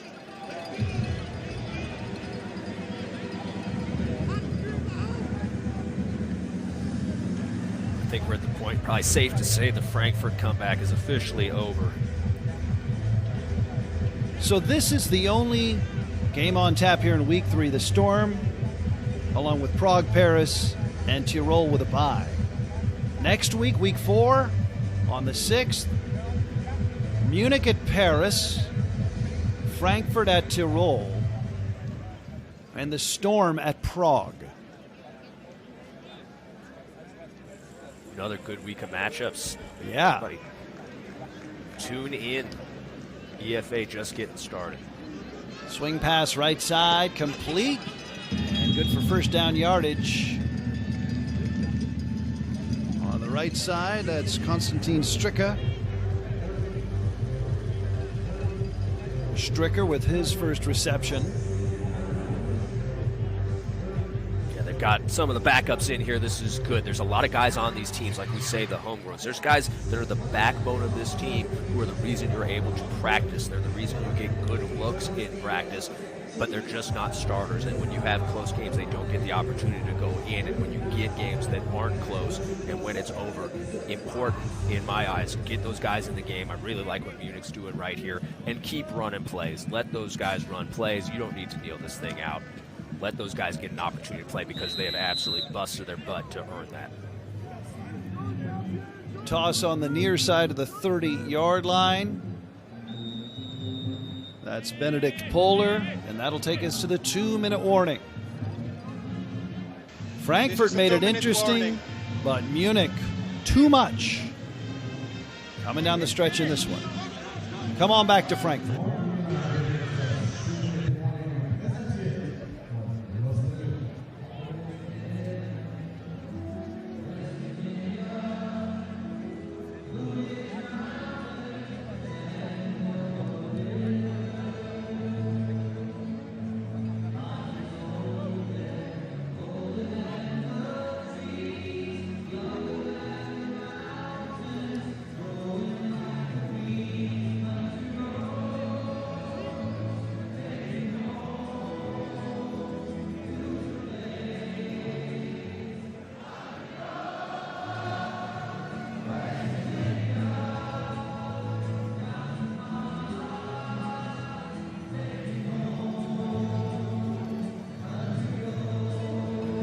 Country Roads is playing. It's football in Germany.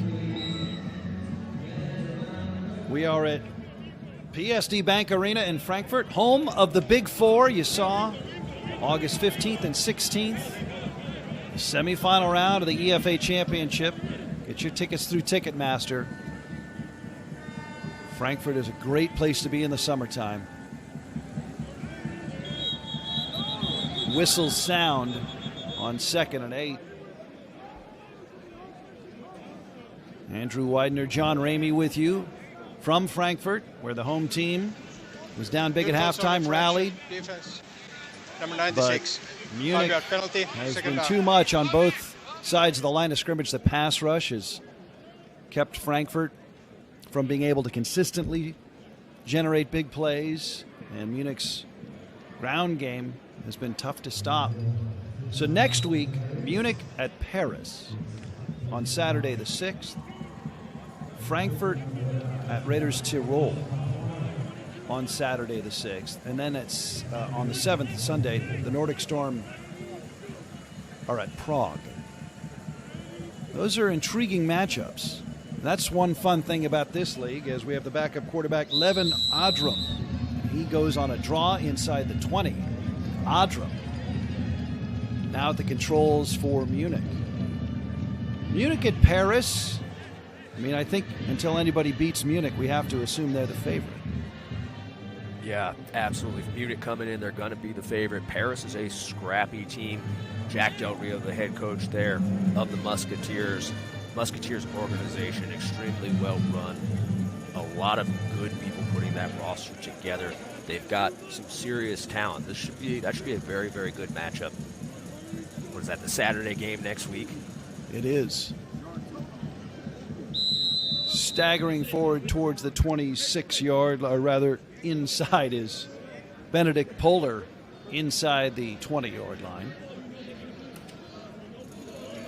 And then you've got this Frankfurt team at Tirol, and those are two teams that are going to be looking for the first win. Tirol lost to the Storm 39-16 in week 2. Tirol lost to these Ravens 58-30 in week 1. So you're going to have a sense of desperation in that game. And I think, frankly, two teams that are pretty evenly matched in how they want to play football. It'll be a little lower scoring. Yeah, I do think that's a very good matchup. It would be interesting today. Frankfurt, all these penalties, all these self-inflicted wounds, if they can start eliminating that as they move forward, this is a team that's going to be competitive. Like, this game should be more competitive than it is, and they shot themselves in the foot a number of times. Very intriguing them going up against Tirol next week.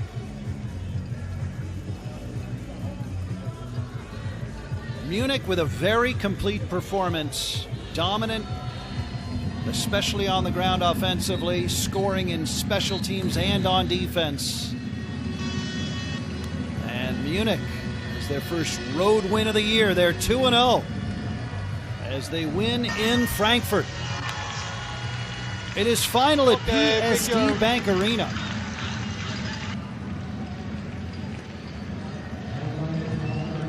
(45-26), the Ravens defeat the Galaxy in the German Derby. Kendrell Elliott, he's got his Ravens rolling.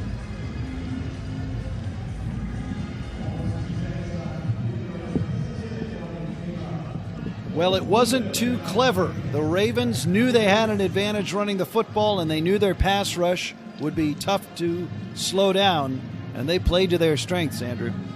Yes. Game plan, overwhelm them up front. That's the way the roster's built. They executed that plan. Really, really, really good job by that defensive line getting after the quarterback today. Offensive line, equally impressive, establishing and reestablishing that line of scrimmage consistently throughout this game. Bijan Harris, a kickoff return for a touchdown of 98 yards on the opening kickoff. His second kickoff return for a touchdown in as many games. And then he had a fumble recovery return for a touchdown, punctuated by a backflip. I think he's my man of the match, Bijan Harris. Yep, probably not a lot of debate right there. Anytime you score multiple touchdowns and you're not a receiver, a running back, or a quarterback, very impressive. So Frankfurt falls to 0-2. They will take it on the road. They will go to Tirol next week. Munich 2-0, headed to Paris. And that'll do it for us here in Frankfurt. Thanks to our outstanding crew. He's Andrew Widener. I'm John Ramey. 45-26. Munich over Frankfurt. So long from PSD Bank Arena.